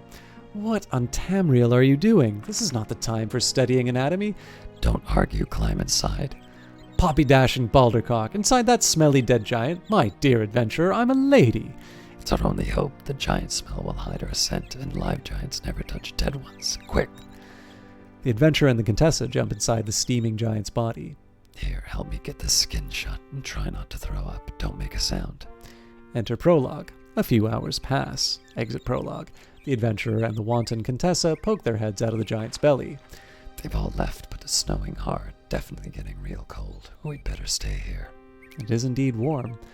It will keep us warm, safe from the storm and giants for a day or so if we can stand the smell. Here, want some bed? The Contessa falls victim to nausea. Enter prologue. For this, the last scene of the play, please forgive us, but we need to change the set. Remove the giant corpses and whatnot. Please be patient while our bard performs the timeless classic, Whither Goest Thou? Bard plays Whither Goest Thou. If the scenarists take too long, he also plays for further consideration. Here we are, back at the Dead Daedra Inn. The contestant and the adventurer made it, after all. They have to pay 3 times the normal rate, for they were very dirty and stinky. Now, poor prologue will bid you farewell. Good day, people. Thank the gods for hot water and soap. I thought I'd smell like a giant forever. Me too. Where did you go while I was bathing? And why no mages, priests, armorers, or merchants outside yelling for our blood? I took a quick trip to the palace. I fixed it, so some cousins have told the armorers and merchants that we don't have cartloads of fool's ebony. Pity that's actually true. But at least no one's interested in us anymore.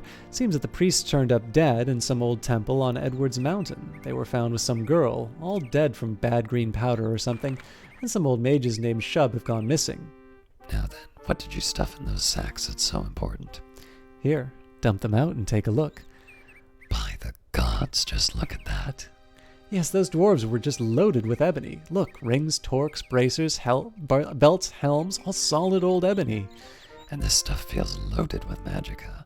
Oh, I bet this ring alone has 1,000 uses. Whatever it does. Oh, look. Bracers of extreme endurance and a belt of strength. Put them on, adventurer. Let's celebrate. Help. Enter epilogue. As I feared, all the loose threads of this play were ended by a wholesale slaughter. More of the adventures of the adventurer will follow, unless of course they don't. We thank you for your tempered patience. Don't forget to tempt your worthy wenches on your way out for this evening, and enjoy our bard's rendition of the Khajiit classic, It's a Matter of Luck. Good night, flourish, exunt omnes. And so ends Fool's Ebony, which probably is a little old-fashioned in its taste for modern gaming. But once I got past the genuinely horrible bits, it was diverting. And on that note, I think we are actually going to finish for tonight, so I'm sorry if you guys don't like the books. We'll do the other ones later.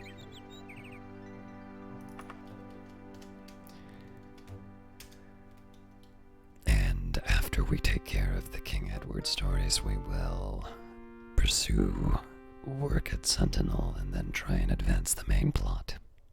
Have a good evening, and see you next week.